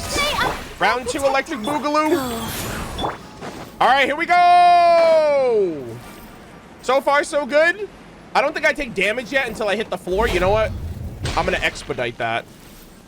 Enjo, I will find you. We are lava walkers. We are gamers. We are lore keepers. Okay, I'm feeling the burn, guys. I'm feeling a little bit of the burn. Opening box of Adepti. Holy moly, it's hot. Chat, please. Let's dance. Damn, man, they're over here like locking me out. Like, what's the worst that could happen? I survive. I'm reunited with my goat. They're really out here locking me out, saying, no, sir, you're too much of a gamer. We didn't anticipate you being so freaking goated as to try to defy the windless lands itself. Damn, bro. I am thoroughly disappointed, Mayor Jivari. I expected more from you. But, you know, overhealing, you know. This is just another example of why Clamset Dia is peak. You will never die with Clamset Dia. She will overheal the amount of damage you take. It's crazy. And with that, my experiment is a success. I'm gonna bring this information back to the academia and make absolute breakthroughs in my research. Dottore will surely be proud.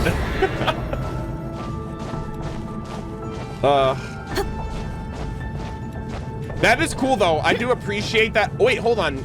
Are we allowed to go over there where he left? I'm gonna leave out the back door the same way Enjo did, like an absolute gangster.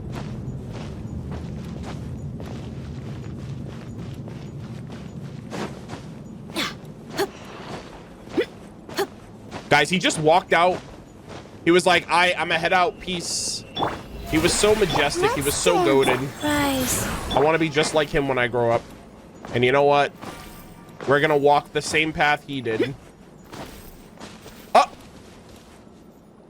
Damn, bro, that's actually sad. We didn't even make it further than the other spots.